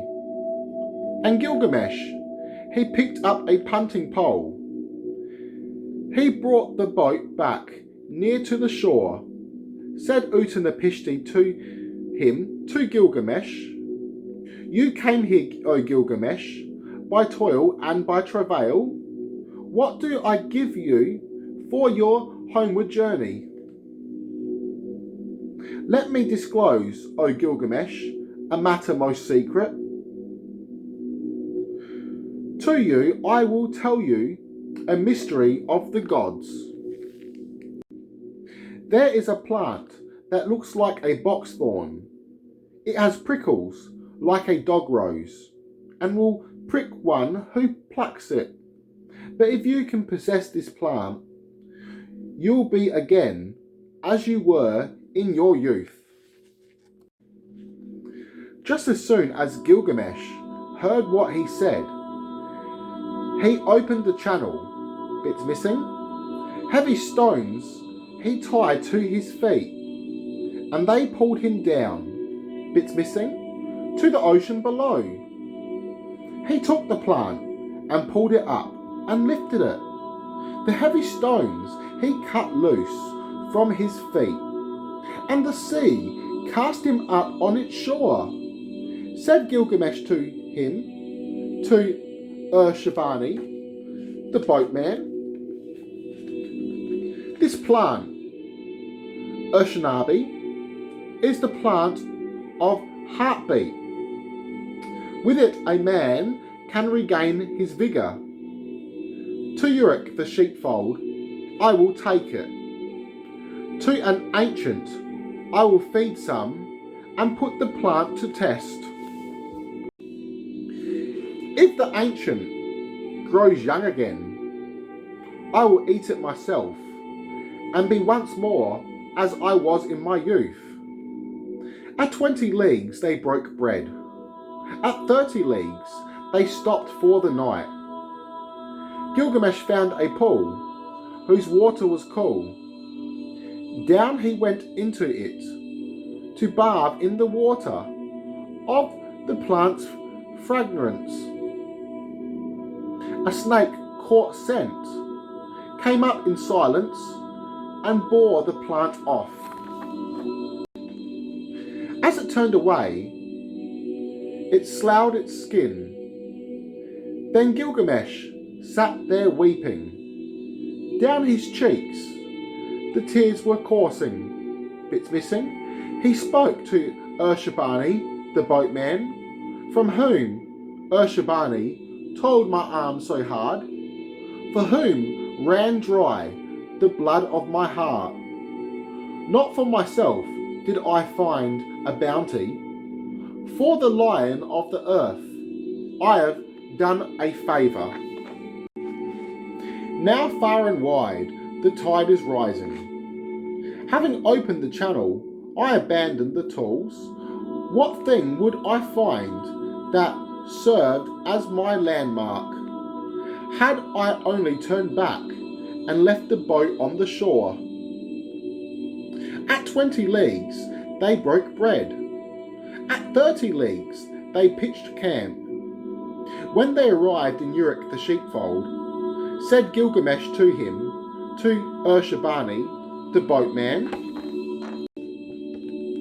O Urshabani, climb Uruk's wall and walk back and forth. Survey its foundations, examine the brickwork, where its bricks not fired in an oven. Did the 7 sages not lay its foundations? A square mile is city, a square mile date grove, a square mile is clay pit, half a square mile the temple of Ishtar, 3 square miles and a half is Uruk's expanse.